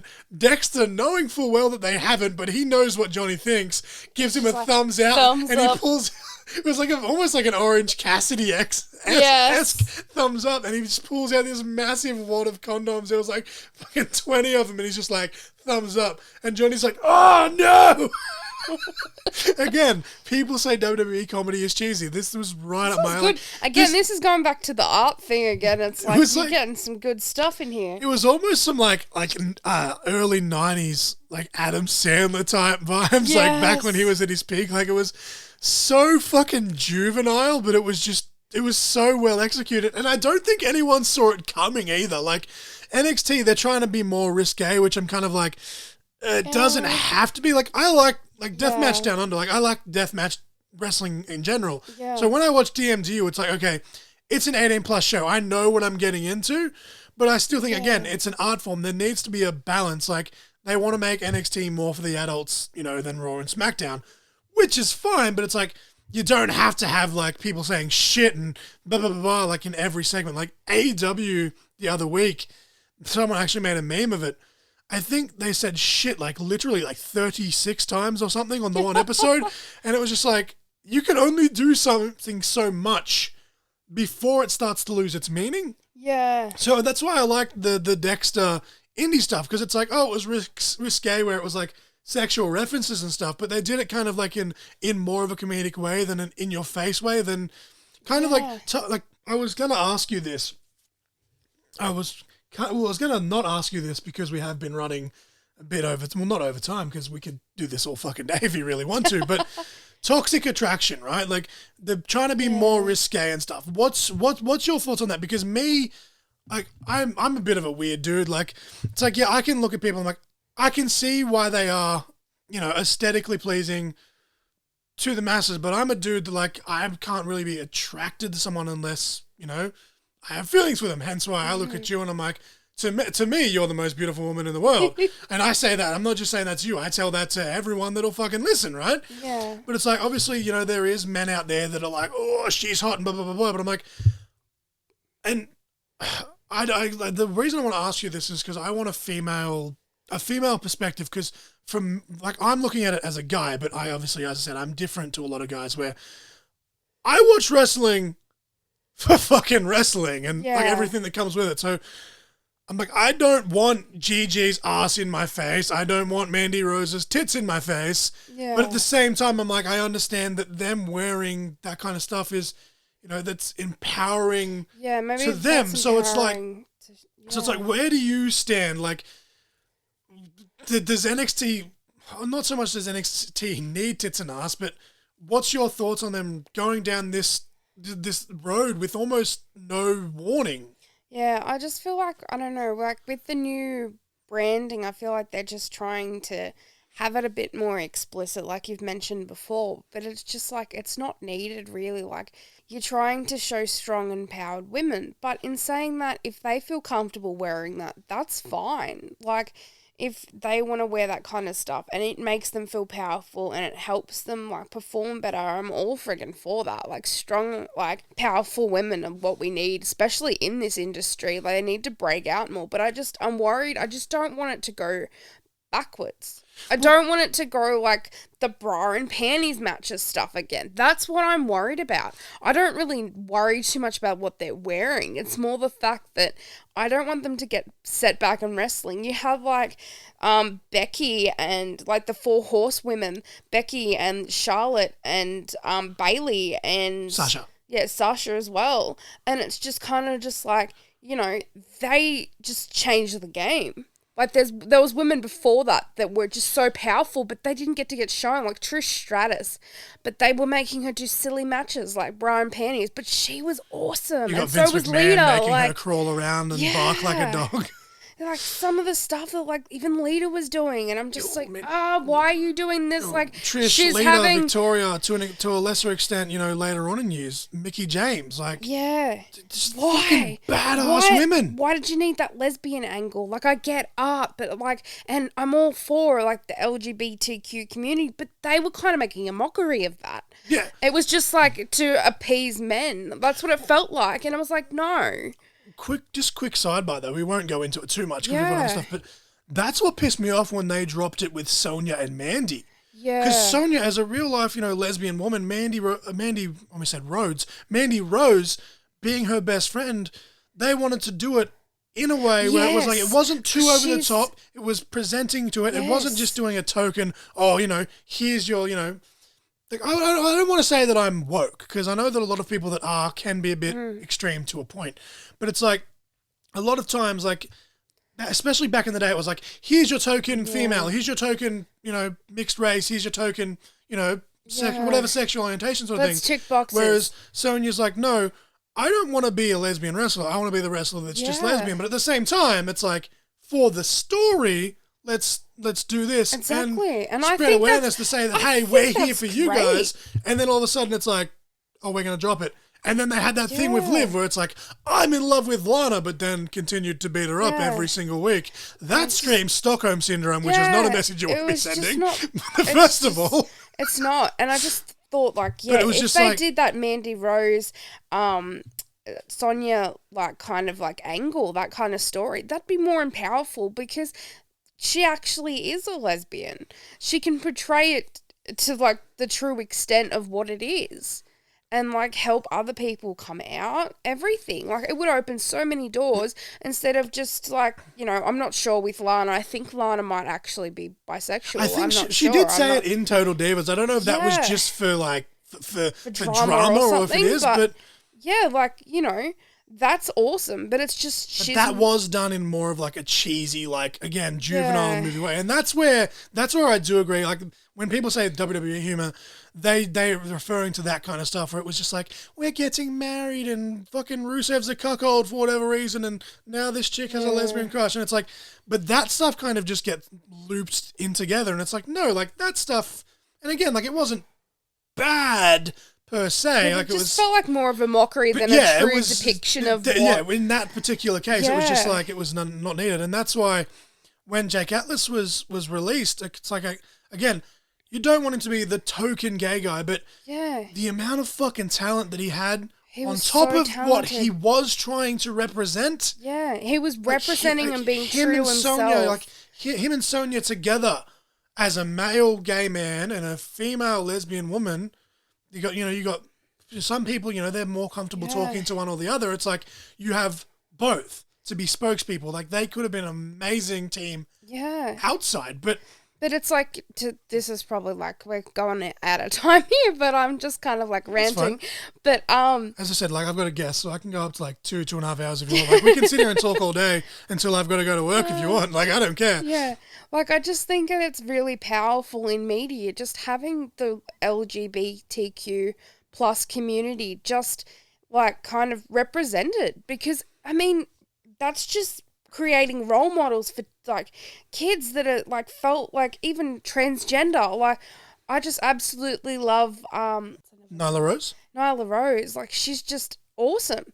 Like just the way that she's depicted in AEW, I'm just like, this is cool. This is awesome. She's this a is making bad a change. bitch. She's a bad bitch. Like she's a badass bitch, and like she's just making change. And I'm like, just this is awesome. Seeing like the industry change into like a better kind of like representation of the LGBTQ plus community. It's just, I think it's awesome. Absolutely. And real quick though, just before we move on, going back to Yeah. the toxic attraction stuff, which is what started Yeah. that rant. It's like, I get it. Like you can, wear what you want. It's like, for example, like all the women, they usually wear Yeah. kind of, I guess, I'm not saying this in a derogatory term either. It's just the only thing I can use to describe it. You wear skimpy outfits, as do the men. They're out there in their fucking underwear, right? Yeah. But it's like, they can wear what they want if they feel comfortable. Like, it's okay. Like, show a bit of boob, ass, whatever. Like, if you feel Yeah. comfortable doing that. But it's like, don't make that the focus. And that's what I was Yeah, getting at with I what wanna you watch touched them on wrestle. with Yeah. which is what led to that rant. But it's like, Trish, Lita, Yeah. Molly Holly. Yeah, exactly. Powerful women. And looking back now, it's like it was kind of like in bad taste, but it's like when they did the bra and panties, Molly Holly was wearing the granny panties, and it's like, no, I fucking love that, because it's like, on one hand, she's playing a character, but at the same time, she's like, she's a very religious woman sort of Conservative thing. woman, And yeah. she's like, no.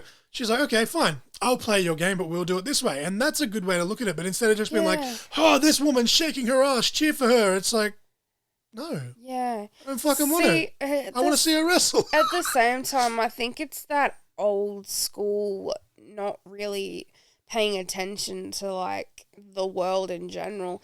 They're just trying to do that old style thing where it's like, sex sells. And I feel like that's not right. You're in the wrestling business, and I get there's entertainment side of things too, but I like it's fine if they want to wear that stuff. I'm like not against that at all. It's just mainly like I want to see them wrestle. Yeah, well, I that's what want I'm to see saying. their It's like, power. look, if you want to wear something that's semi-revealing and you feel comfortable in that, that's fine. Yeah. But that shouldn't Should be be the the focus actual point. gimmick sort of thing. It's like, Yeah. it's like you might as well just be like, oh, my name's fucking Tiffany and I'm a stripper. Who? It's like, no, Yeah. like, and again, I have nothing against strippers or sex workers. Like, you do you, but it's like, that's basically what it is. It's like, you should cheer for me because I'm showing my ass, is the way Yeah. that they're The way trying it's to portrayed, and portray it all of a sudden. And it's like, as you say, it's kind of going backwards, but we'll move on from that, because Yeah. It's just otherwise a powerful we're just gonna talking point keep for we're me. just going to keep ranting. That's why I wanted to ask you. Yeah, That's why I said to as you a woman, yeah. before we went on to air, I'm like, is it okay if we have time to touch on that? And I was just scrolling through, and I'm like, well, I won't do the entire NXT Yeah. show, but as we gloss over NXT, we just wanted to bring that up. But the AEW show was all the feels. It wasn't as good as the original like Brody Lee Memorial show when he first passed, but it was in Rochester, New York. It was his hometown.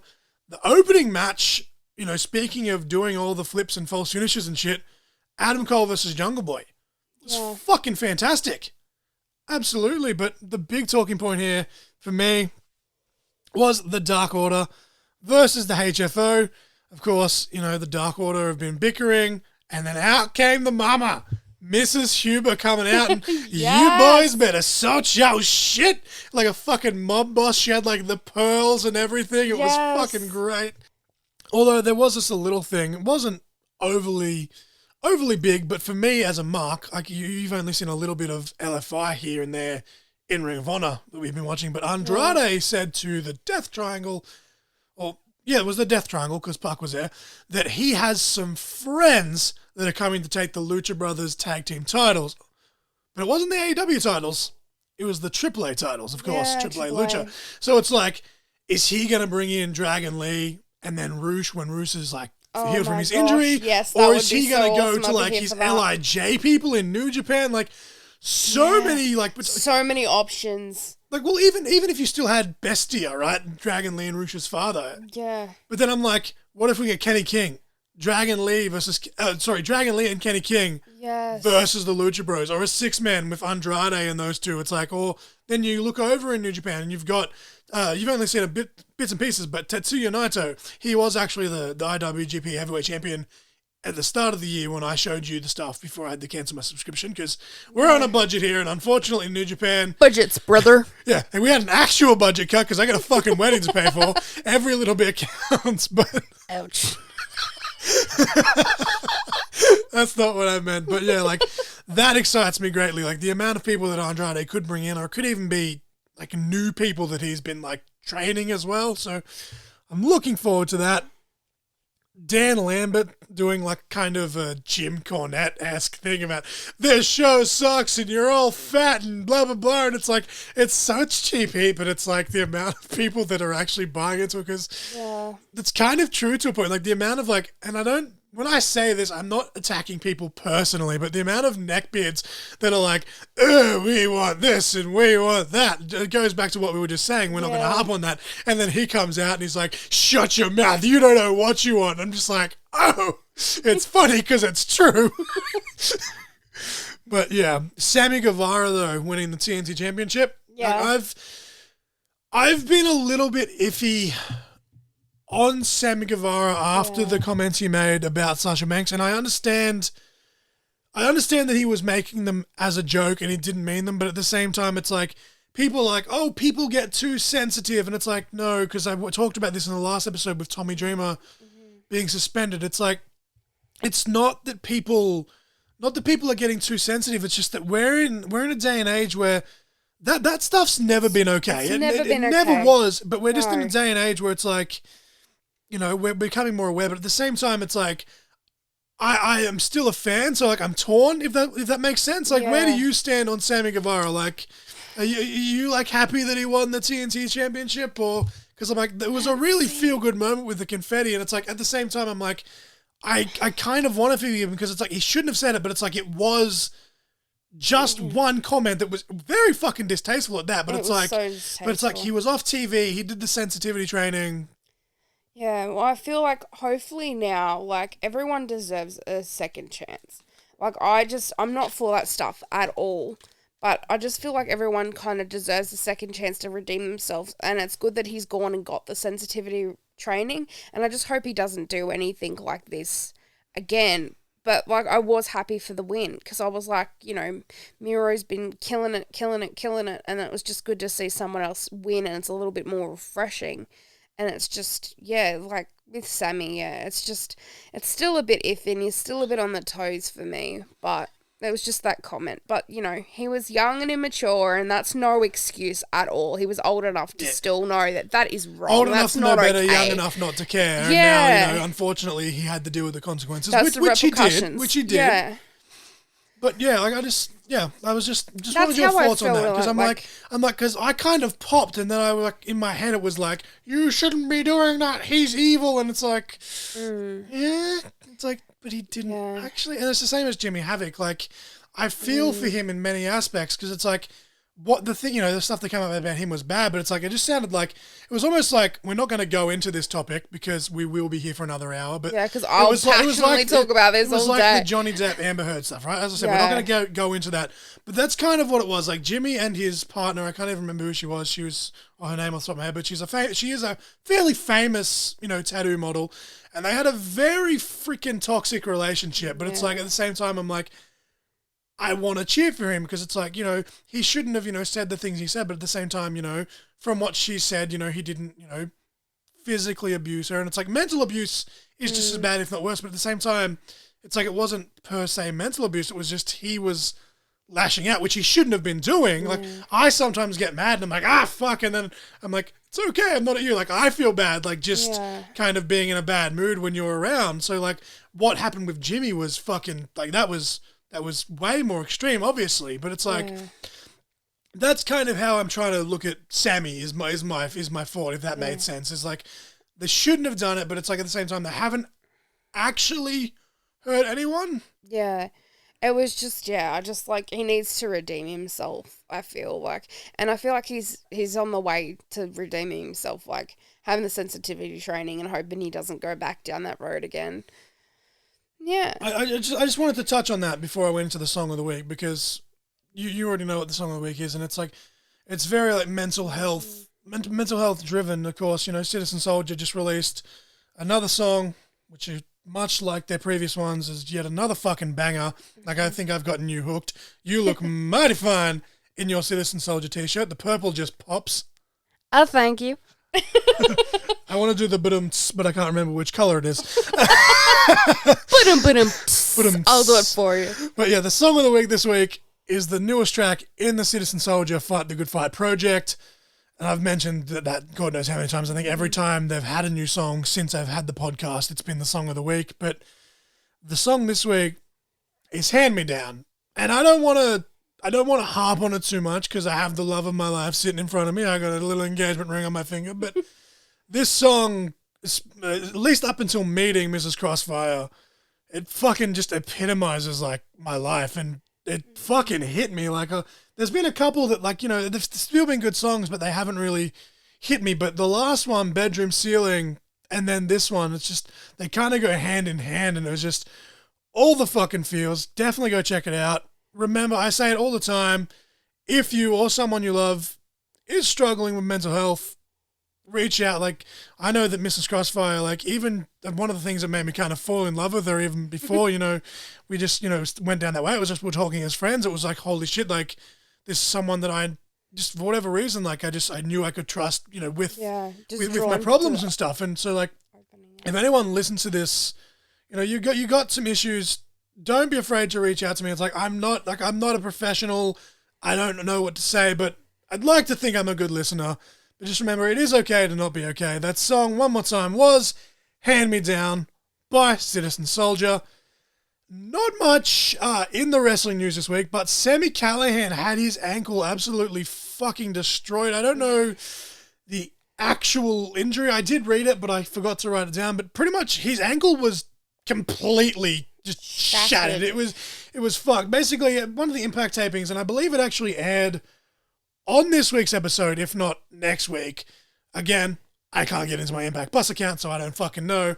But basically, in a match with Moose accidentally fell on him, and obviously, you know, Moose is like, what, 6'7", 6'8", weighs 280 fucking pounds, like, built like a brick shit house.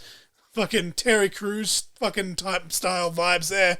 But yeah, he fell on Sammy's ankle, and, you know, Sammy's only a small guy. He's like 5'8", you know, 220.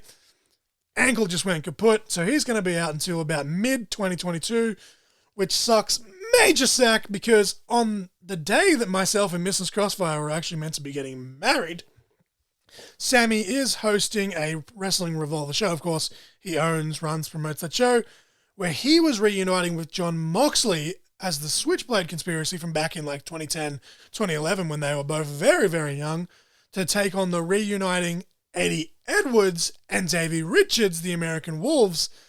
And I was so keen for that. It's like, dream matches get thrown around. Like, Teak, you're not as familiar with Davey Richards because he has only just came. But you've seen Eddie Edwards. You've seen the chemistry that he has with Sammy, whether they're teaming, whether they're against each other. And you throw Mox in the mix. Like, neither of us, like, I can't speak for you, but I'm not like a fan of Mox per se, but he still delivers constantly. It's more consistently, rather. I feel like it's more the gimmick than Mox himself. Like, I feel like his promos are just on point nearly every time. It's really funny because, like, you even said that. You said that Sami Callihan's promos and Moxley's promos reminded me of mine, and like, I'm a massive fan of Sammy. Even KO. Oh my god, KO. None of that was even intentional. But they're just like they're like they're just an everyman. Like, they're regular dudes, right?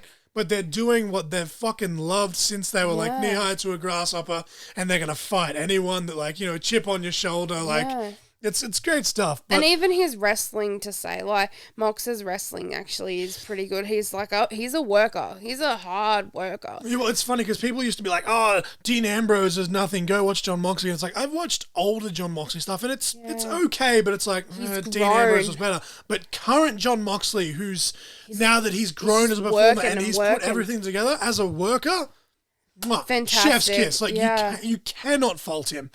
But I just hope that when Sammy does come back, we resume the team with him and Eddie Edwards. That's another reason I was looking forward to them facing each other, because they'd actually been working together on Impact. But those two as an actual tag team, like they've both been world champion. They've won other titles. So it's like those two as a proper full-blown tag team for 6 months to a year, if not longer. Fuck, put the tag team titles on them. Like I was looking forward to them potentially facing like the Good Brothers, like Decay, even Finjuice. Like that would have been some good stuff there.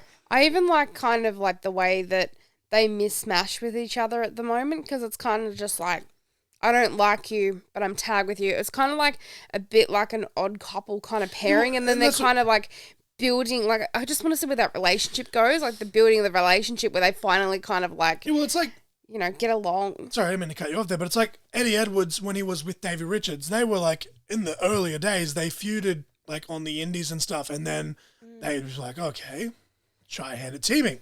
And because they had such good chemistry from the matches they had, they just, boom, they clicked. And it's the same as a team you love, Motor City Machine Guns. Yes. Yeah. Early TNA, Saban and Alex Shelley were fucking destroying each other with that X Division style. And then all of a sudden, someone's like, hey, you guys are going to tag tonight. And again, boom, chemistry. Holy fuck, we have literally one of the greatest tag teams of this generation. Yeah.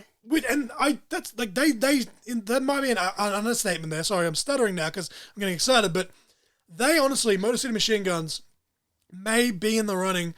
When you talk about all-time greatest tag teams, they could be in that conversation. Yeah. And again, that's just why I love about people like, oh, you need to stop just throwing people together. It's like, sometimes why? that's how it works. Why? Yeah, that's how you find someone. Like find good teams, I mean, like. Look at Varsity Blondes over in AEW. They're not the greatest tag team ever but I because love they are them still together. very green. They're great. But you can watch them consistently week after week growing. Yeah. And that was just because Tony's like, they're young guys. Tony Khan was like, oh, you guys look alike. Maybe you should pay tribute to your dad and you could be the Blondes. And it's like, well, okay, well, Griff Garrison was like a jock. So it's like, we're the Varsity Blondes now, which is, then it's like, then they can go back to the Varsity Club from WCW with like Scott Steiner and stuff. So it's like, it works. Even the Acclaimed, right?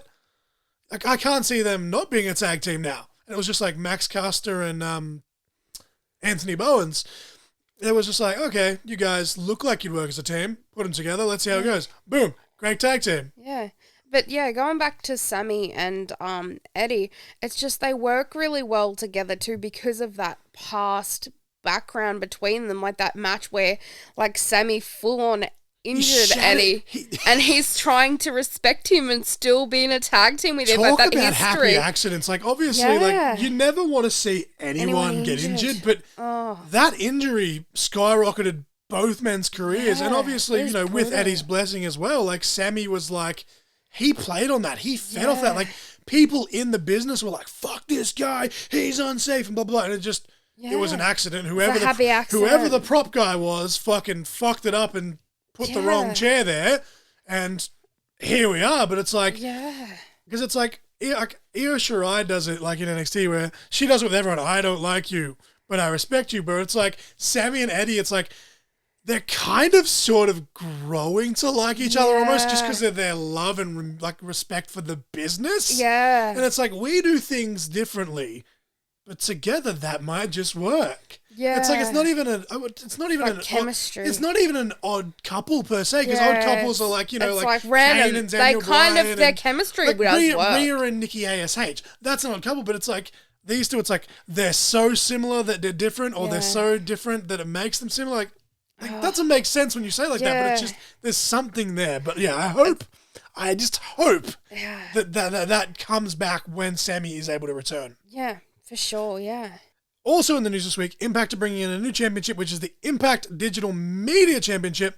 And again, Lots of people are complaining on the online because it's got a stupid name and it looks too much like a miniature version of the AEW Championship. I'm pretty sure that it looking like the AEW Championship was intentional because of, the whole Forbidden Door stuff. You can work with any and all promotions on an online basis. And then at the same time, it's like, I feel like we don't have full like details because we're yet to watch the show. We've only seen that 30-second clip that we watched like on YouTube. But it seems like it's almost going to be a more serious version of the WWE 24/7 Championship. Now, if you take like a YouTube exclusive or just social media exclusive, I feel like that works. Like you're really big into marketing and business and blah, blah, blah. Like if I ever have a wrestling promotion, I've told you plenty of times that Mrs. Crossfire, you're on the job. But do you feel that, like everyone's like, oh, it's stupid, but maybe you could come up with a better name. Who knows? But at the same time, that's what it is. It's digital media.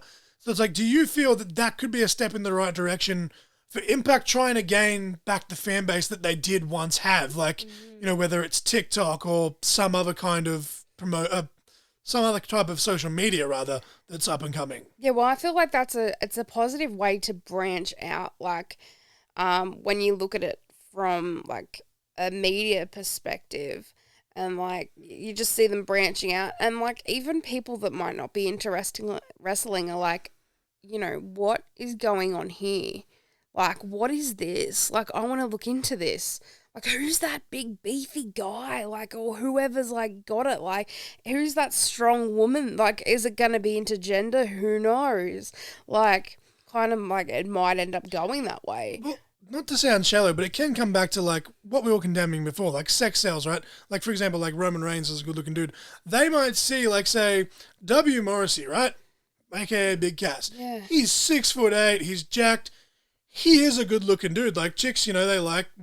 tall, dark, and handsome. He's got a nice hand. They could say he's in a match, right? Some girl might go, or guy, whatever, might go, he's cute, because, it's on TikTok and it'll pop up. And then they'll actually check it out and be like, oh, this wrestling thing's, like, kind of cool. And then they get hooked that way. Well, see, what happened with me, with you, is I was into wrestling as a kid, but I only got to watch a certain amount because... like, I was sheltered away from a lot of the stuff. It was like, you watched, well, your brother watched, basically the full Attitude Era because he's a bit older than you. Yeah. But you were watching kind of from like 04 to like 06, 07. Yeah. So it was kind of as it was dying down, but there was still a fair, like, for example, there was the live sex celebration with Edge and Lita that's like, how the fuck did they get away with that? Like, how did they get away with that? It was like my brother had to turn the channel. Like, I couldn't watch that stuff. They didn't end up actually doing the deed, but, Lita had a nip slip, all the neck beards were happy.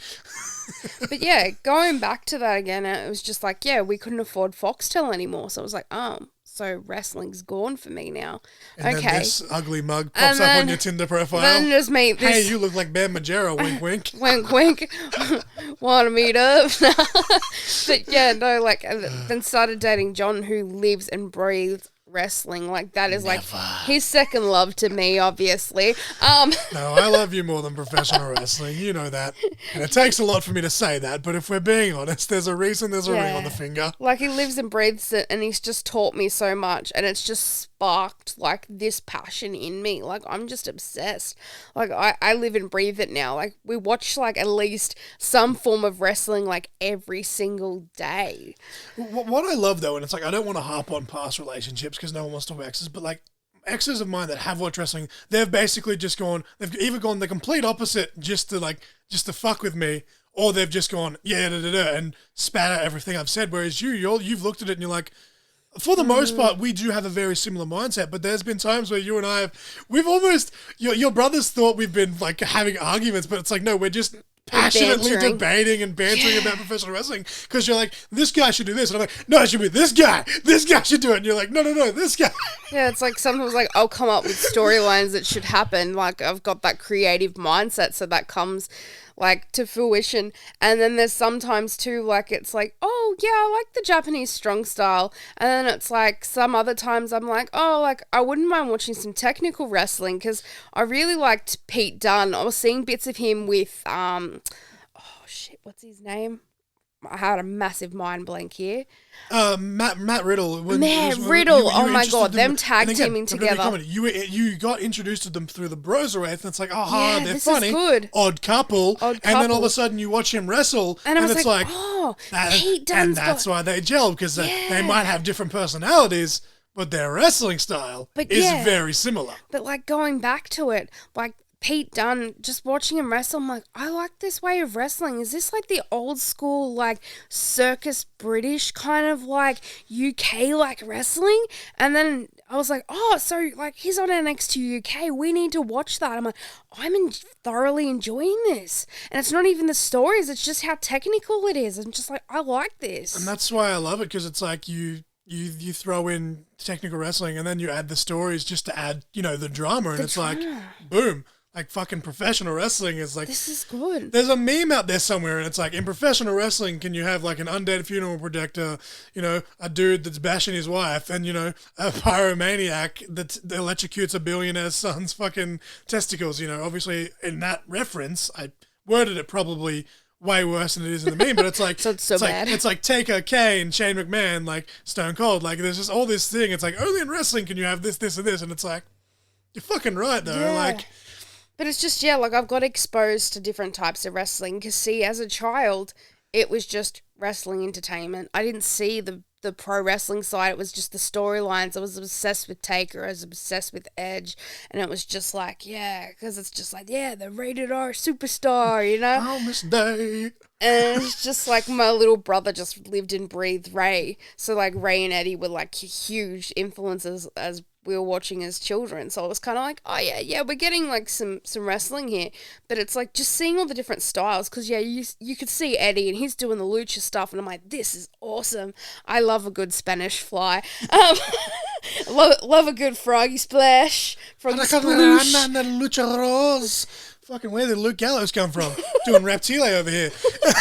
But the long story short of all that was, it's a long shot. It's going to take a lot of work, but having a digital media championship and using it to focus solely on the internet, because back in the day they had the television championship where it was defended every week, but using it on YouTube, Facebook, TikTok, Instagram, whatever the fuck pops up next. That exposure is just going to be killer. Yeah, like, that's going to get some good exposure. How many people out there, like on their Instagrams or whatever, like they've got a bit of a following, but then you look at their TikToks and it's like fucking 6 million followers, and it's like, all right, like if Impact can do that, like, and all of a sudden it's like, boom, it's like, okay, maybe they'll go to their Instagram, maybe they'll go to YouTube, maybe they'll download the Impact Plus app, maybe it'll actually fucking work for them. Who knows? Yeah, well, looking at the exposure too. Like just... Maybe you've had people that were like me, that the only form of wrestling that I knew existed was WWE. I didn't know about Impact back when it was like TNT and stuff. I didn't know about any of these indie promotions, and John's just exposed me to that. So when I was 12 years old, we had indie wrestling come to Goulburn when I was still living there, and Mum's like, do you want to go? And I was like, fuck them, they're not WWE, blah, blah. And now I'm like, you stupid little shit. And I think Karma bit me on the arse end, because the amount of people that have come and said that they'll come and watch me, and then when they've realised it's not WWE, standard, they've kind of faked. But then, it's like... It's the media exposure. Like, you're going to go from, having those occasional fans that are only strictly WWE going, what? This title's actually really beautiful, and I want to see what goes, like, what's happening with Impact. Wanting to explore that. So it's kind of like, oh, I might give Impact a chance and watch it, and then you've got a new fan for life. Like, you started getting me to watch Impact at Slammiversary. It's one of my favourite promotions now. Yeah, so Impact has low-key, since I found it in, TNA, it's always been, one of my favourites. And then over the years when it morphed into Impact Wrestling, so like, 2012 to 2014, 2015, it was my favourite promotion, and it is still today. Like, it's not what it once was, but I fell out of it for a while because I just had nowhere to watch it. Like, just kind of watching YouTube clips here and there, and then all of a sudden it's like, Impact Plus, I can watch television. And it's like, it used to be, the day after, a couple of hours after. Now usually it's uploaded pretty much smack bang straight away. You just got to kind of try and dodge spoilers while it is live, but you can watch it almost instantly after that. And then it's just like, holy fuck. Like, and it's the same thing for these people now. It's like, obviously I already knew what it was, but it's like they could come across that, as you say, and it's just like, boom, what's Impact Wrestling? And Yeah.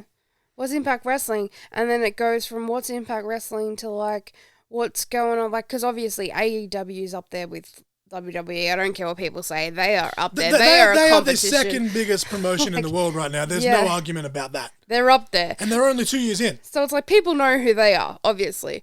But it's like Impact, Ring of Honor, like even Warrior Wrestling. Like I've seen bits and pieces of that. I freaking love it. And yeah. Warrior Wrestling, if they were, they're a company because it's an it's an indie company, so they get people from everywhere. If they and they're kind of getting it now with Fight TV, but if they were able to get more exposure, they could actually be like up there. They could be like a Ring of Honor or Impact style promotion, which would be good in a way as well. Because the only thing that I can fault them is because it is more of a smaller budget on production. Sometimes the feed does glitch out a bit, but in terms of quality of actual Quality product shows. itself, Yeah. it's fucking up there. But like, we're sounding like crack records here. But long story short was, I don't see how this championship is a bad idea. Yeah. Whether it does stick around, like they do have a bad track record where they've brought in titles, a few months later they've retired it. I'm hoping this does stick around. And I said, maybe if they do think of a better name, which would mean that then that they have to make it a fucking championship. But then again, they only showed the graphics, so maybe they don't have the physical thing yet. I don't know, because we haven't watched the show, so they may have unveiled it. But yeah, long story short, there's going to be more positives than negatives. But the match of the week, speaking of NXT UK, which you were just harping on about, Yes. we were 3 weeks behind. We still need to watch the most recent week, but we've just caught up. And last week's episode of NXT, the triple threat match. Oh my gosh, yes. Like all three guys in this match, Rampage Brown, A-Kid, and Nathan Fraser, formerly Ben Carter. We literally looked at that and we're like, a singles match between any combination of the three guys would be great. And then this match, this is one of those things where I wish we had live fans for the UK tapings, because it's like Rock and Hogan was an okay match, but the fans made it great. This was a great match that if it had fans, It would have took it next level. fucking, like, you know what, Dave Meltzer, fucking 5 stars, whatever you want to say. Like, I don't know what you'd rate it, but and I've kind of done this to you as well, but I struggle to watch as a fan now after being in the business. It's ruined for me. But that AEW All Out pay-per-view, you and your brother, you'd seen some spoilers. I'd logged out of any and all social medias because I was like, nope. Yeah, I just wanted to watch it as a fan. And it ruined it, and I was just like, no. And you were like, but your face though, watching my face, just fucking. I felt like a child again. Like, I don't know when I felt like that watching a show just as a fan. And this match here on NXT UK of all things, which people are sleeping on again, much like Impact, it's like, oh, that's still a thing. We watched this match and it was just like, what the fuck? Like, this was just, ugh. And again, so that match was Nathan Fraser versus A-Kid versus Rampage Brown. That's going to be the match of the week for this week. It was last week's episode of NXT UK, or it was the 23rd of September edition, depending on when you're listening to this, so it's easy to find. A-Kid went on to get the win here. Do you think Dragunov can defend the title? Now, we were talking about this as we were watching this, and it's like, I can both see, because it's like, part of me feels like Rampage Brown, he's going to be the next dominant UK champion, so it's like, whether he's the one to dethrone Dragunov or not, it's like, I'm torn. It's like, because part of me's like, I could see A-Kid actually beating Dragunov, and then A-Kid being a transitional champion in his own right to save us, to build to Ilya versus Rampage sort of thing. Yeah. So it's like a transitional champion, which you don't want to see, but it's like, it could work. But then at the same time, it's like, I can see Dragunov getting one, strong victory defending the title on A-Kid and then dropping it to Rampage. So still technically be a transitional champion, but I don't know. Do you think A-Kid beats Dragunov, especially if it is in front of a live crowd, which they have talked about bringing back? So it's really hard there, where it's like they've built up Dragunov so much, against Walter. Like, Walter's a friggin' tank and he's retained the title for so long and they just built it up and they had killer matches and he just comes across so strong. But at the same time, A-Kid actually, like, won that tournament and just shined the hell way through. Like, he's a star. That kid's going to be, like, a huge star. Well, I said this while we were watching it. I'm like, if he can avoid injuries, and the same for Fraser as well, and they keep their head on their shoulders, they could be major players on the main roster. Yeah. Like, you know, I hate saying main roster because I don't want to treat NXT as developmental, but on a Raw or a SmackDown, like, and again, we're talking about like token people. Like, he's not a token, but they want, you know, to be diverse. They want their next Hispanic star, right? They want their next Rey Mysterio, Eddie Guerrero, whatever. A-Kid being Spanish born, you know, from Spain. Not only that, you know, the fact of the matter is he's super talented as it is. Like, he gets, his talent is his merit. But you throw in the fact that he has, you know, that Hispanic heritage, that's a transcendent star right there. Exactly. Because, like, I see him, like, I don't see him winning. I feel like he's going to hold the title in the future, but maybe just not yet. Maybe it's too soon in. But it's just he's been built up so much with winning that tournament. Like, that took a lot to win that tournament. Yeah, well, he was the inaugural, you know, Heritage Cup tournament winner, which you're referring to, and then now being the number one contender in the triple threat match with Rampage Brown and Nathan Fraser. It's like, I just had a thought just now, and it's like, could we see Rampage Brown beat Dragunov? And then it's like, A-Kid's the one in, you know, 6 months to a year time to actually defeat Rampage. Yeah, like, he just comes out of nowhere. He just gets a bit more of a build, a bit more of a push. But at the same time, I could see Nathan Fraser being in the same boat. I'm biased because, as you know, like, he's my boy. Like, I've followed him since he first started. Like, Ben Carter and now Nathan Fraser. He's just another one that's like a lot of indie wrestlers now. They just do all the flippy doos and blah blah blah, and that's fine. That's the modern day style. But he, much like LSG over in Ring of Honor, they do all the flippy doos and crazy shit, but they still take that moment to sell and they let you digest it, and it's just like, and there's sometimes the facial expressions and just the fire. It's great. And sometimes he has that little aspect of having still that technical wrestling side. Very much so, yeah. Because he's got that UK style about him. Very much so, yeah, very much so. But after that rant, basically, the match of the week was Nathan Fraser versus A-Kid versus Rampage Brown from the 23rd of September edition of NXT UK. And we will finally, after almost 2 hours, just on 2 hours, so it's a good thing we're wrapping it up now, the draft. I'm so sorry we trailed off so much, guys. It's just, I'm so passionate. I have a lot to talk about. I said this would probably happen, though. Like, I skimmed, like, half my notes, which is good. And the thing is, I'm going to put her on the spot now. I'm going to call her out. I said to Mrs. Crossfire ages ago, did she want to be a guest? Because I still do want to eventually talk to you just about your fandom and stuff in general. And hopefully now that you've done this, you'll be a bit more confident, a bit more at ease. But I said to you, hey, do you want to come on and just talk about the draft? And you, much like me, you're like, you're either, if with your anxiety, you're either just going to go, fuck that, I'm out. Or you just throw yourself into the deep end and you're like, nope, let's just do this whole thing. You're my co-host. Yeah, well, the start of this, I was kind of like, I was a bit hiccupy at the start. And I keep saying like a lot because I'm super nervous. And I'm just like, ooh. But hopefully I get more confident as I go. I'm not even going to have to do much editing on this. Like, there was, I think, halfway through one of the things you were talking, I accidentally bumped the sound button with my foot. So someone's going to get, like, the more you know sound randomly there, completely out of context. But because you were on such a flow, I'm like, whatever. We're leaving this in. Let's just keep going. This isn't just me now. We literally are just caught in conversation. So fucking any stutters or whatever, it's in there. Real, guys. You know that you're only half the man that I am, and I only have half the brain that you do. Wait, shit, can I start that again? We're live, pal. We're live. Have I shown you that? The Psycho Sid, WCW? And I think you might have. Let me start over, and me and Jean just, we're live, pal. We're live, pal. Ah, fuck. Oh, well, we're just shooting the shit, guys. We're shooting the shit, brother. But the draft. Now, as I said, we're recording this the day that it's meant to be up. The podcast should have actually been up 2.5 hours ago, but we've just been fucking busy, so I'll schedule it for 12 o'clock tomorrow, rather. But that's fine. We watched the SmackDown. We were going to do predictions for all of it, but we saw a bit of spoilers as it was. So we thought, fuck it. So we thought, It's already going to be delayed as it is. Let's just do it.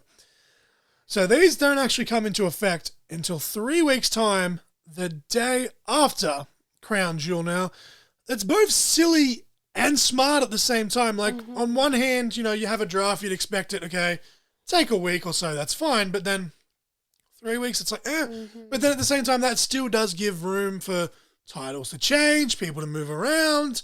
You have a shake-up in the shake-up, shakeception sort of thing. So, still got to wait a little bit. So, some of these may not even be completely final, but that's fine. But I'll run through the Raw draft picks. I'm going to go Raw and then SmackDown. I'm not going to go boom, boom, boom, boom like they did it. On SmackDown, we had drafts to Raw. We had Big E. We both called this one. He was going to Raw. He was the WWE champion. Bianca Belair, you called that one. I thought she'd go because I was like, Raw. I saw the Street Profits going, but then I'm like, I didn't see Bianca going. But I guess I'm pretty sure. I feel like the Street Profits will go to Raw on this coming episode of Raw. They will be drafted to Raw. Lots of word. RK Bro. The current reigning defending Raw Tag Team Champions, Edge. I called that one as well. Yeah. Super Brutality, Rhea Ripley, and Nikki ASH.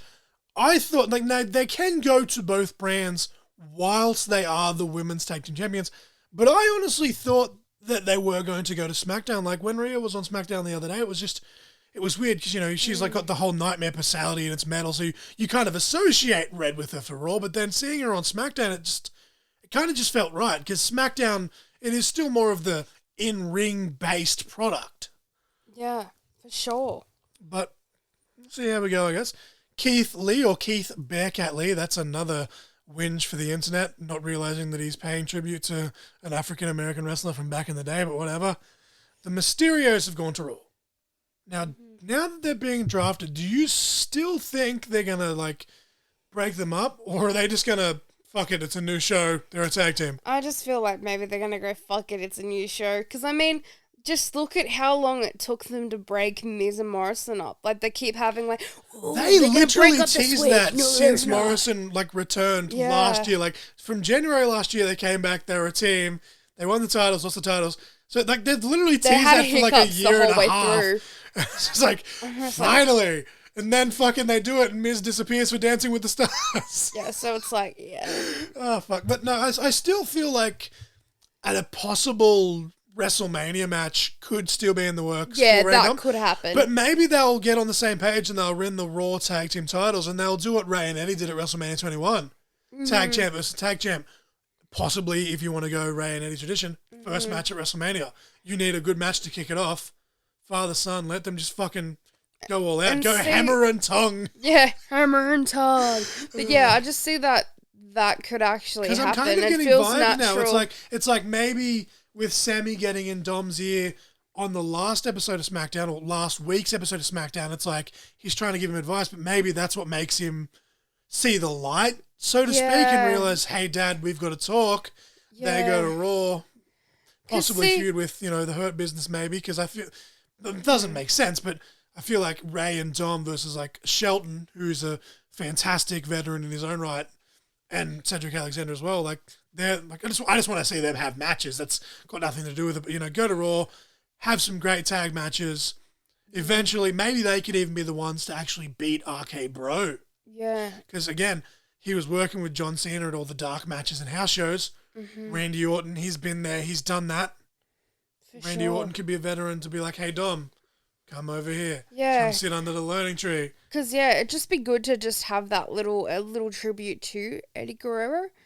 Just if they went with the tag team route, because it's just very, similar. It's been done before, but this is a father-son dynamic, so it's even different, to an extent. Again, professional wrestling, you can do the exact same thing, and you can still have a buttload of other there's other ways that you can do it.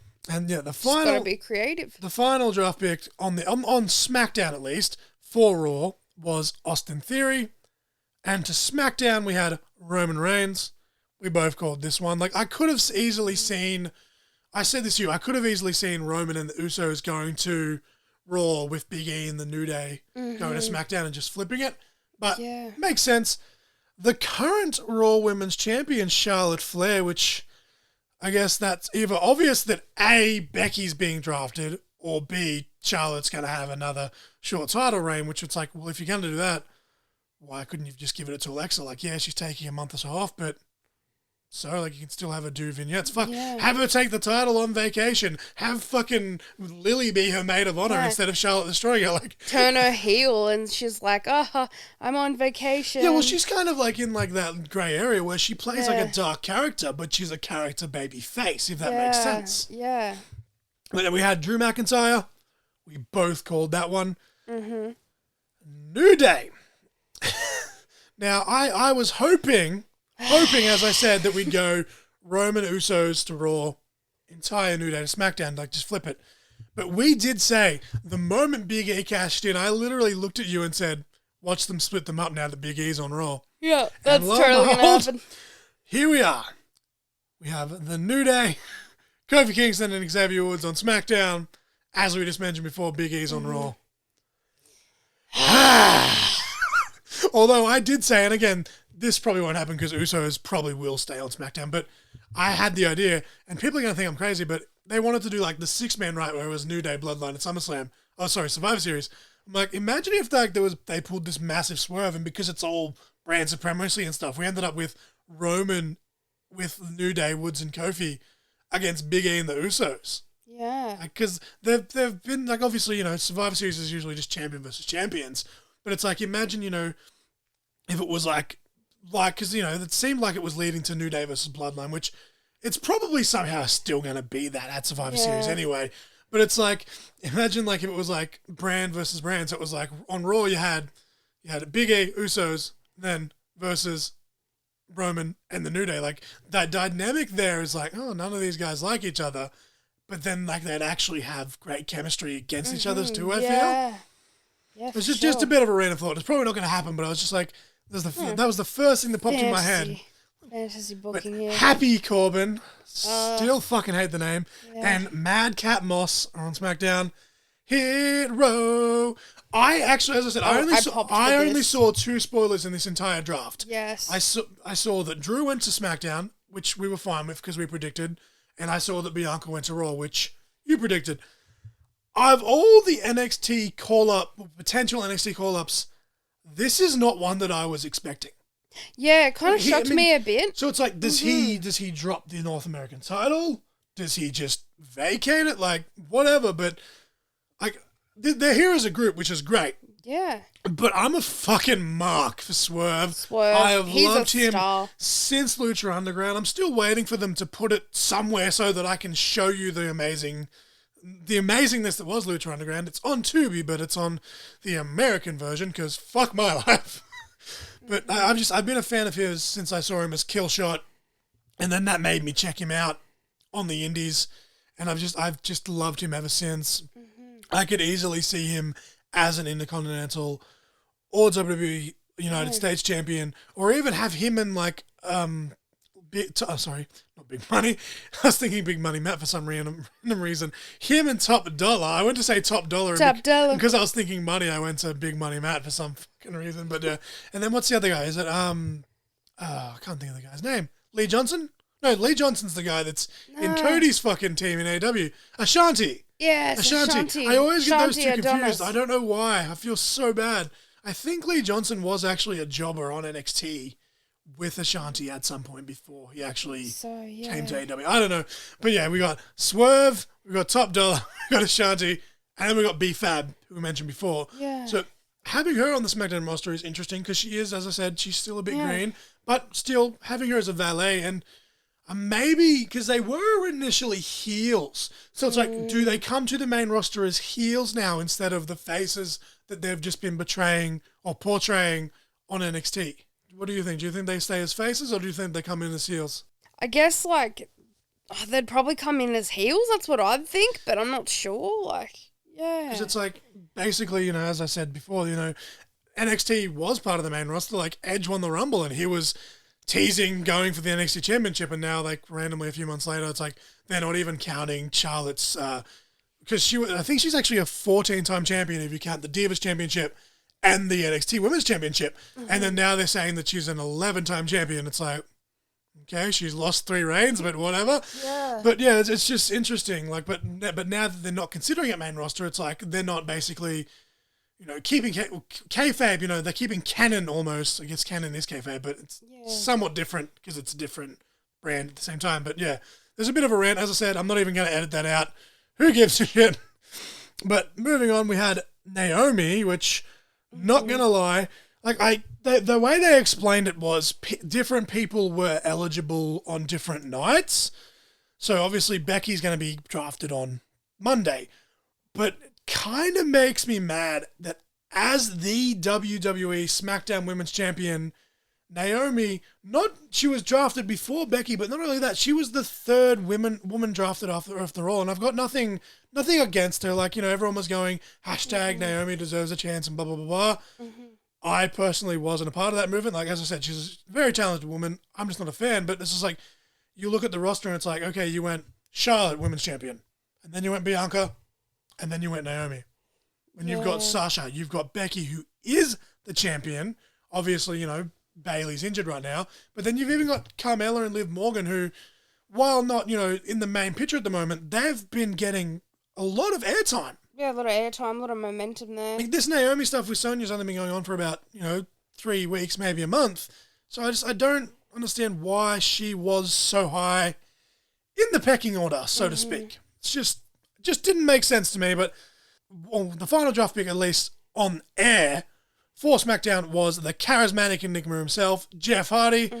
I'm keen for that because Jeff just said in an interview that he wants a match with Roman. Now, he's probably going to lose, but having Jeff challenge Roman for the Universal Championship, not only would it tickle the nostalgia bones of a lot of fans, including myself, but it would still be a very good match, at least in my opinion. Yeah. And it's like, I know I say this every time Jeff feuds with someone, and I'm going to say it every time until it happens, if it happens. But Jeff has said that he wants to bring the Willow persona to WWE. You have Roman, you have the Usos beat the fuck out of Jeff Hardy. Just breaks him into, like, willowness. You have Demon Finn save the day, and Demon Finn helps Jeff Hardy unlock Willow. Yes, I'd be all for that. And then, because it's wrestling, Demon Finn versus Willow. Yes. Again, I'm going to say it every different... fantasy booking here, every single time that Jeff Hardy's in a new situation, I'm going to say that this is going to bring out Willow, and eventually it's going to be right. Let me just say, we want Willow. Willow. I actually still have my Willow t-shirt somewhere. It's still in fantastic condition too. Good old TNA days, Impact Wrestling. We did get more draft picks on Talking Smack. SmackDown got Aaliyah, Drew Gulak, Mansoor, and Ali as a tag team. This is a tag team, again, they're not an odd couple, but there was kind of like they didn't like each other, but they respected each other, and now they kind of like each other.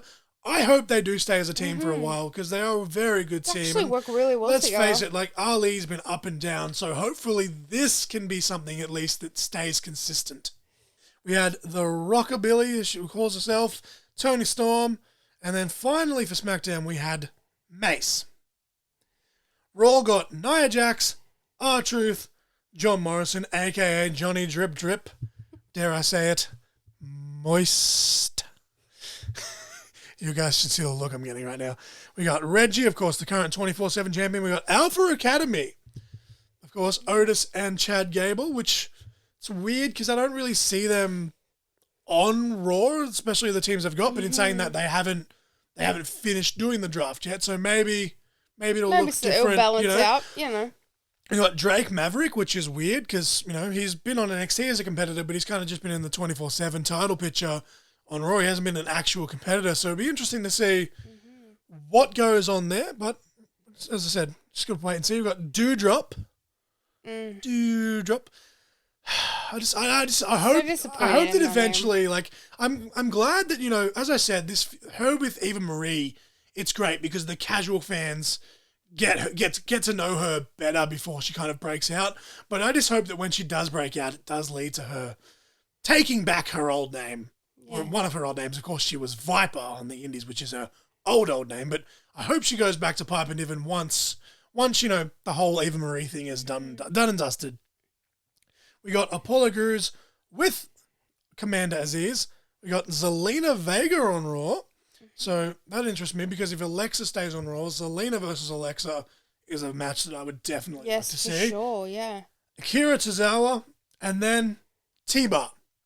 You may have noticed that Mace and T-Bar were separated, and I don't understand why. And we were talking about this morning when we saw that it had been released. Like, it's nothing on Mace. Now, the guy behind the character, Dio Madden, I say this about everyone. Like, they're very talented. Like, obviously, they're there for a fucking reason. Like, even Marie, she's not a great wrestler, but she's great at getting heat with her promos. So in that aspect, she's talented. But like, he's a very talented dude. But I don't see a spot for him on even Raw or SmackDown, even after the draft. To be honest, like, he's just kind of there. Like, him with T-Bar as a tag team, I feel like was probably the best spot for him as of now. Like, even like, I said, they should get rid of the Retribution names. Like, he should have just gone back to Dio and Dijak. Double D, you can have like a Daredevil looking fucking logo and everything. But like, I don't understand. Like, we were talking about this. Like, Dijak was teasing, T-Bar, I guess I should be calling him.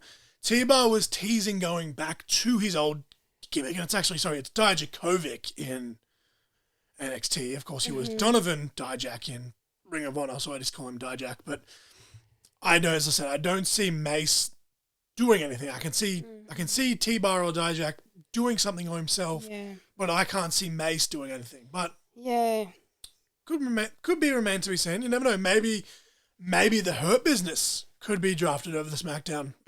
Yeah, and he joins the Hurt Business for sure. Yeah. And no, I'm not just saying that because he's the token black guy either. I'm just saying that they kind of need 4 members with MVP being out injured. For sure. And he's bigger even than Lashley. So it's like you have, the tag team of Shelton and Cedric. Then you've got Lashley.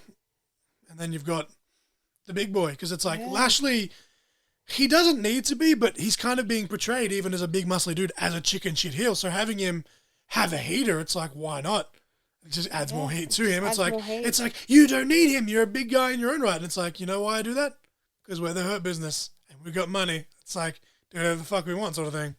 But yeah, I didn't write down every single superstar that hadn't been drafted, obviously, but I wrote just a couple of ones that I feel you and I would both mutually feel noteworthy. Okay. So night 2 of the draft, and obviously it's going to be on Raw, and then Raw Talk, they will do the final ones as well. So we still won't even know after watching Raw tomorrow who's going to be fully drafted. But Becky Lynch, because I kind of see her staying on SmackDown, but then at the same time, I feel Seth's going to go to Raw as well. So it's like, are they going to stay together? Or because they are such big stars, are they going to be forced to split? Yeah, for sure. Because it's just like, just watching SmackDown today, I'm not sure if we're really touching on that too much. No, I was mainly just touching just on the draft, but you can talk about what we saw. Yeah, so we saw where Becky was kind of like, very heelish. Her on commentary during that Sasha Bianca match was fucking fantastic. Yeah. And again, I'm sounding like a crack record here, but I was wrong. Yeah. I was wrong. She is so good as a heel. Yeah, but going back to it, like, she's very heelish in the fact she was like, I never lost the Raw Championship. Like, I never lost that. I just handed that over. And it was kind of like, and then, like, spoiler alert, Q comes Charlotte, and it's kind of like she just, like, we got the face-off where Becky was standing on the table holding her belt, Charlotte was standing in the ring holding her belt, and it's like, okay, Charlotte's on SmackDown. Is Becky going to stay? I feel like, ultimate prediction from me, I think they're going to do what they did with the New Day and the Street Profits last year. I think Becky goes to Raw, and they just flip-flop the titles. Yeah, and that gives Charlotte another number, making her a 12-time champion. Exactly, yeah. That's what I could see probably happening. But it's just like, I don't really see her staying on SmackDown. I'm the opposite. I see her more going to Raw. Yeah, that's what I'm saying. I think Becky goes to Raw. Oh, you think Becky goes to Raw? And they flip-flop the titles between her and Charlotte. Yeah. And then, as I said, the Street Profits, I do, and I was saying this before Bianca was drafted, I think that they go to Raw. Do you think the Street Profits go to Raw with Bianca, or do you think they're too valuable for SmackDown? Because they've been pretty big features of SmackDown in the last year or so. See, I'm not sure because it's like Raw's where it all started for them. Like they were Very so good true. on That Raw. that is where they originally That's got their called up home, from you know? NXT. So it's like it's kind of like that seems like their home, but at the same time, like you've said, they've been very valuable for SmackDown. So it's like they could go either way. They had a very impressive run with their tag team title reign on SmackDown. And realistically, the only reason Bobby Roode and Dolph Ziggler beat them, and this hurts me to say because, Dolph Ziggler is my boy, the only reason they really took the titles off them in the first place was because Tez was injured and he needed time to recover. Exactly. Yeah. So it's like, do they go to Raw? And it's like, are they the ones to beat RK Bro? Yeah, well, who knows, We keep talking about, all this New Day versus Usos stuff. It's like, well, what if that's the match at Survivor Series? We've had a big feud between the Usos and the Street Profits. Is that how they separate them? And then they have one last big shebang at Survivor Series and a Street Profits as the champions versus Usos as the champions. Because it's like, that seems more likely now than the New Day match, which makes me sad because I really wanted that 6-man because they had a good match, on the episode of Raw that, of course, Bobby Lashley interrupted, which was good because I don't think, it's like everyone gets mad, it's a DQ finish, but that is a match that you don't want to waste. So the fact that they had Lashley kind of come in and fuck it up is great because I do feel like maybe not even at Survivor Series, maybe you stretch it out and it happens somewhere else, but I think that New Day Usos match, New Day Bloodline match must happen, but I think Street Profits versus Usos at Survivor Series, highly likely at this point. Yeah, highly likely. Yeah. We got Damian Priest, who is the United States champion, and I think they're going to do, not a flip-flop because it's separate titles, but I think Damian Priest is going to go to SmackDown as the US champion, which brings Shinsuke Nakamura and Buggs, of course Shinsuke is the Intercontinental champion, over to Raw. Yeah, I could see that happening for sure. I agree with that. And we got Cameron Grimes in NXT. I think we've only got one NXT call-up so far, which is Hit Row. There's obviously going to be more.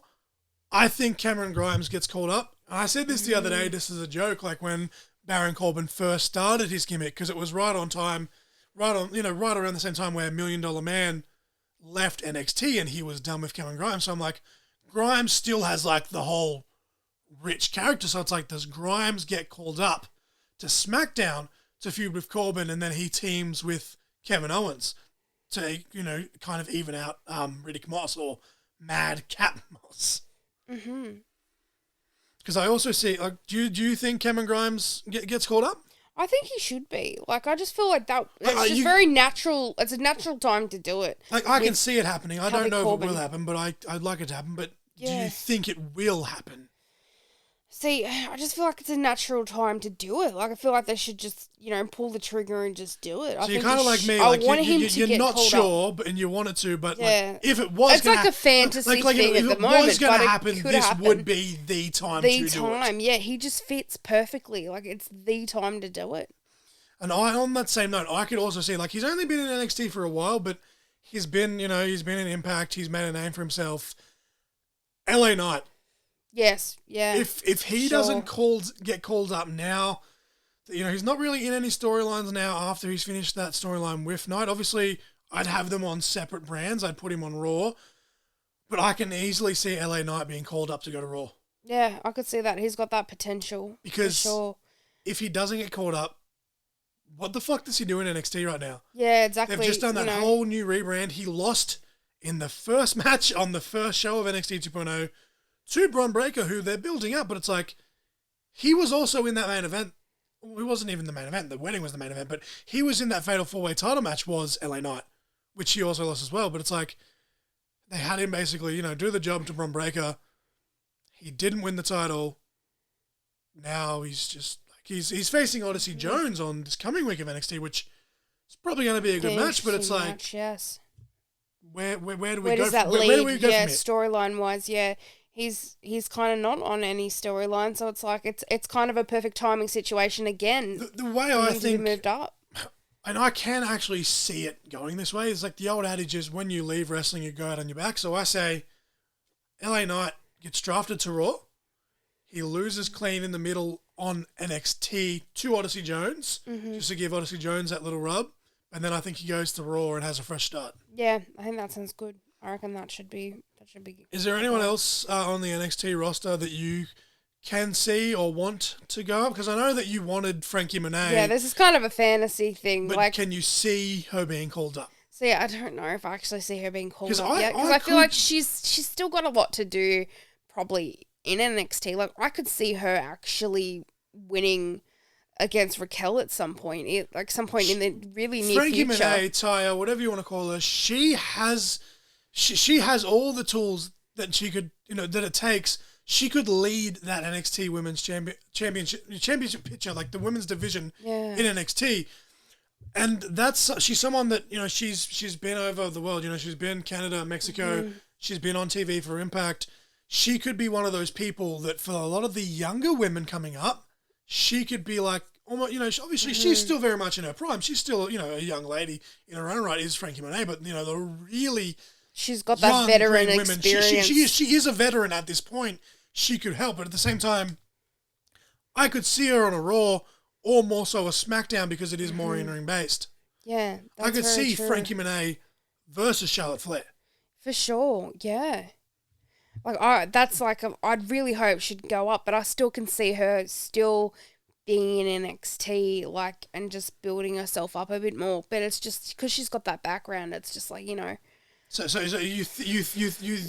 I don't think she will, but it's more than I want. So you wanted to, but you do think that she will stay in NXT at least for now. Yeah, at least for now. I'd feel I just feel like you said, she could just lead that women's division and just help with this whole new branding of the way that it could go.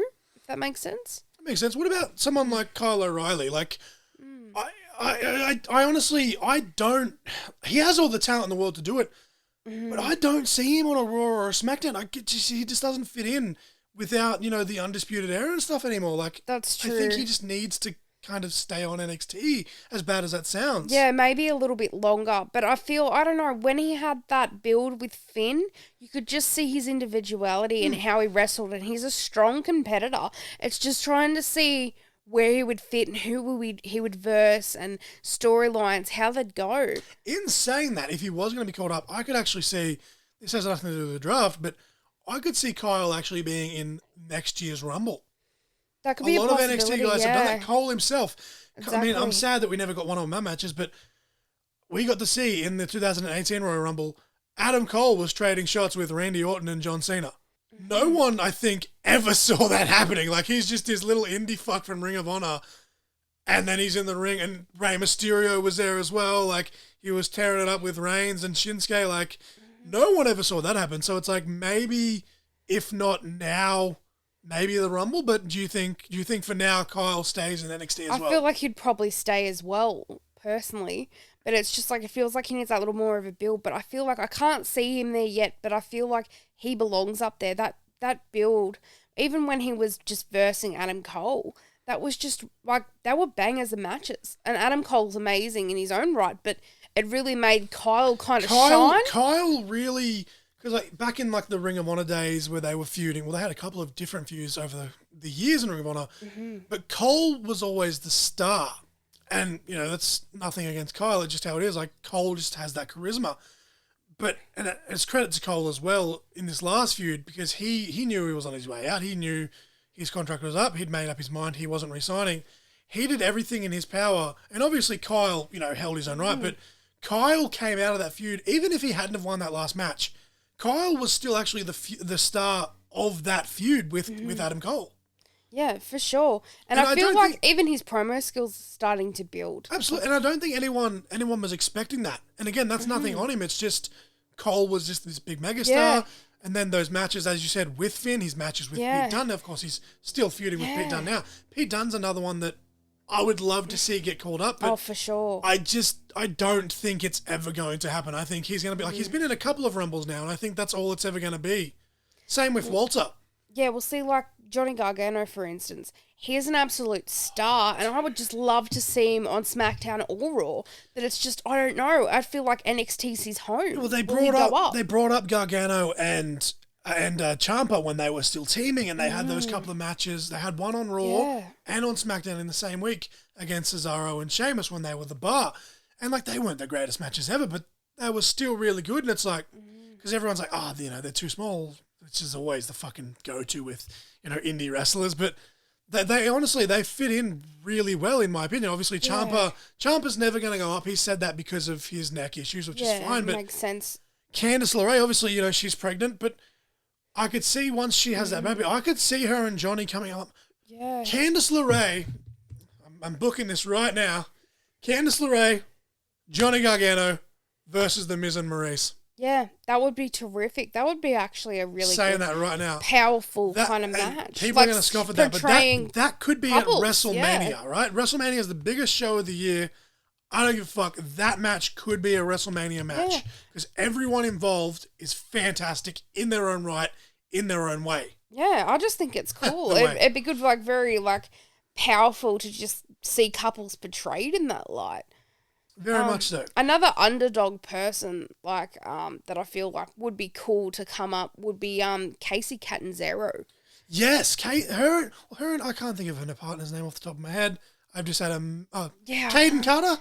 Caden Carter. Is it Casey Carter or Caden Carter? I think it's Caden. I think it is. Yeah, it's because it's Caden and Casey. Yeah. Yeah. So Casey Catanzaro and Caden Carter. I could see those two being a fantastic addition to the women's tag division, but even in their own right now, and again. No slide on Caden, but as single stars, Casey Catanzaro, she's been in a Rumble. She displayed her fucking Ninja Warrior skills. Ricochet, I think they're actually engaged, but her partner is on the roster. She could end up on the same roster as him. Yeah, I just feel like she's a bit of an underdog kind of pick for me, but that's who I'd like to see up there. And yeah, even if she brings Caden with her. Again, put them as an on-screen couple, Ricochet and Casey. Yeah. We all know they're dating, but they have the same style as well. Like, they can have, like, you know, that on-screen alliance. Like, they watch each other's backs. Exactly, for sure. What about Sasha Banks? See, that's a hard one. I think she stays on SmackDown. I think she almost has to stay on SmackDown at this point. Yeah, I just feel like she just belongs naturally on SmackDown. Like, she just, you know, does she go to Raw and dye her hair red? Like, obviously, the hair color doesn't matter completely, but it's like, it just seems like such a natural fit. It's just like, SmackDown seems to be her home. What about Kevin Owens? Kevin Owens, I feel like he's going to be on Raw for sure. Like, I just don't feel like he's going to go up to, like, is he on SmackDown? He's already on SmackDown now. Yeah, because that's what I feel like he's going to be on Raw. I don't know. Like, this is where I disagree. I think Owens stays on stays on SmackDown. Mm-hmm. And I think this next person goes to Raw, and that's Sami Zayn. Oh, okay, that might work even more. Like, that might be a thing. I don't know. I just feel like Kevin Owens belongs on Raw naturally. His new T-shirt's red. Is that symbolism? Maybe that's what's tricking my mind here, thinking, you know. But I just think... Because I already thought he was on Raw, my bad. Because he's feuding with Corbin on SmackDown. Yeah, that's right. You're like me, though. Like, you've got all this wrestling knowledge, but then when you're on the spot, it's just like all fucking blended. That's why I'm like, what's this person's name? Shit, fuck. Yeah, but no, I think Owens stays on SmackDown. And I think, as we were saying before with Sammy, he's so good as a heel that it's like, I don't see him being a face. So it's like, he's kind of, you know, he's feuded with a lot of people. Go over to Raw and be a dick to all the baby faces over there and get the shit kicked out of them there. And then again, at the same time, I only just thought of this. I didn't even think of this with my notes, but the Mysterios were drafted to Raw. Yeah. So instead of starting fresh, do we just continue this but on Raw? Exactly, that could happen. I don't know. Maybe we still separate them completely, but I still think that somehow Sami Zayn ends up on Raw. I don't know what it is. Just in my head, like, you know how like they've got like the draft like graphics with like such and such goes to Raw. I can literally picture it in my head, like it's Sami in like his current like attire, and it's like Sami Zayn has been drafted to Raw. Like, it just for some reason I've been thinking about it all week, and I don't know what it is. It seems a little bit more natural to carry it on a little bit longer with Sami, because it still feels very new. When people think of Sami Zayn, they usually think of ring work, but with this character, it's like, no, Raw predominantly is the more character-based show. SmackDown's the more in-ring based. Yeah. You know, this character on Raw There's so many people over there that you can annoy. Like, Sami Zayn just being a dick to Randy Orton and getting RKO'd. Everyone's going to pop at that. Him being a dick to, like, Bobby Lashley or whatever and getting speared. Everyone's going to pop at that. Like, I just feel like Sammy's going to be on Raw. Yeah. That actually feels a lot more natural than what I was suggesting. I don't know. I just felt like KO. But in saying that, KO and Sami Zayn, their careers, like, they're best friends. They've been pretty much inseparable. They KO, maybe they go together. Who knows? Maybe you were saying earlier, I can't remember if you said it while we were recording because we've been talking all fucking morning, but you said KO's due for a heel turn, right? Yeah. Put KO and Sami Zayn back together as a heel, as a tag team on Raw. Yeah, you got that fighter KO with the chicken shit heel. KO and Sami versus the Mysterios. Yeah, that would work. That'd be awesome. Because, like, KO versus Mysterio, like, I'm just a fucking mark, but, like, Rey Mysterio, people say, oh, he's not as good as he once was. Why? Because he's not as capable as doing as many flips because of his knees? Exactly. He can still go. Rey Mysterio versus Kevin Owens, that's a money match. For sure, yeah. What about Carmella? I think she stays on SmackDown. What about you? Yeah, I think she stays on SmackDown too. I agree with that one. Alexa Bliss?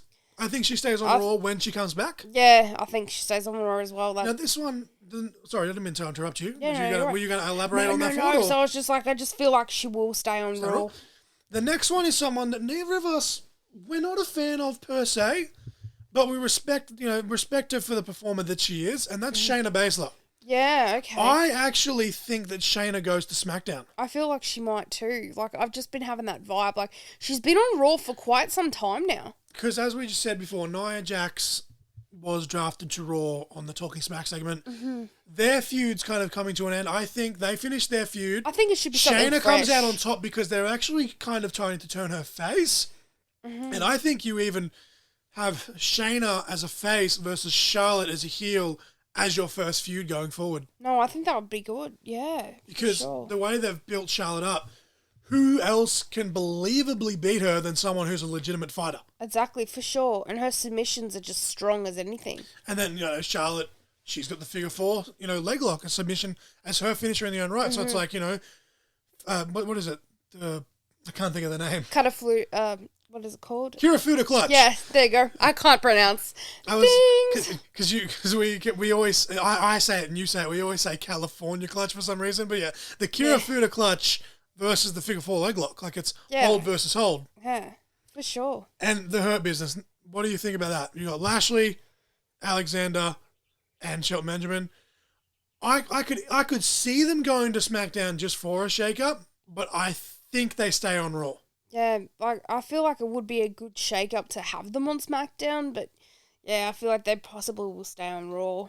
Is there anyone else that we haven't mentioned, whether it be Raw, SmackDown, NXT?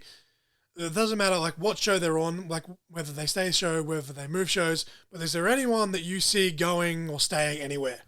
Not really particularly. I think we've mainly covered everyone that I could probably think of. A couple that I didn't write down are Natalya and Tamina, but it's like, I think they just stay where they are. I think they're technically on SmackDown.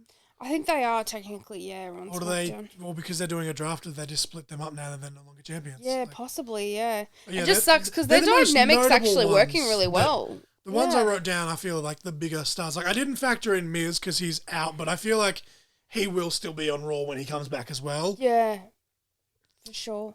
But yeah, I guess we've spoke for 2 hours and 40 minutes as of recording this. I might edit out, some of the dead space while we're, thinking of answers and stuff. But for the most part, we've tripped over our words, but we're having a conversation. That's fine. It. We're caught in conversation here. So that will bring us to a close. Thank you to Mrs. Crossfire for being an amazing co-host. So technically, I still need a first guest. So that will probably be GMAC when we record his conversation next week. But you're technically still the first person to come onto the podcast with me. So you know why? Because I'm the real main event. Gimmick infringement. It's okay, because I'm marrying you, so it's like it goes in hand in hand, right? Yours? Yeah, I guess so. Yeah. Fuck. Let's face it, half my merch money goes on both of us anyway, so it's fine. It's all right. When we get divorced, I'm coming for that. If we ever get divorced, I should say, that sounds a bit more better, doesn't it? Jesus. I'm coming for that CM Punk pop vinyl, dude. Fuck, that's worth a lot of money now. What you're saying is you're going to become you're going to be the rogue soldier, the new rogue soldier. Yeah, pretty much. That will bring us to a close. As I said, thank you, baby, very much for coming on. Your song of the week was Hand Me Down by Citizen Soldier. Your match of the week was Rampage Brown versus A-Kid versus Nathan Fraser from the 23rd of September edition of NXT UK TV. As always, my social media and merch will be at the link tree below. Did you want to plug any of your social medias? Do you want to keep that private? No, I'm fine. I just was happy to talk to everyone. Just shoot the shit, Do you want really. people to follow you on Insta or TikTok or? Nah, I'm good. No, okay. All right. Well, I'm fine. With that being said, because you have Mr. and Mrs. Crossfire, you've just been caught in the crossfire, but most importantly, you were just Caught in the conversation.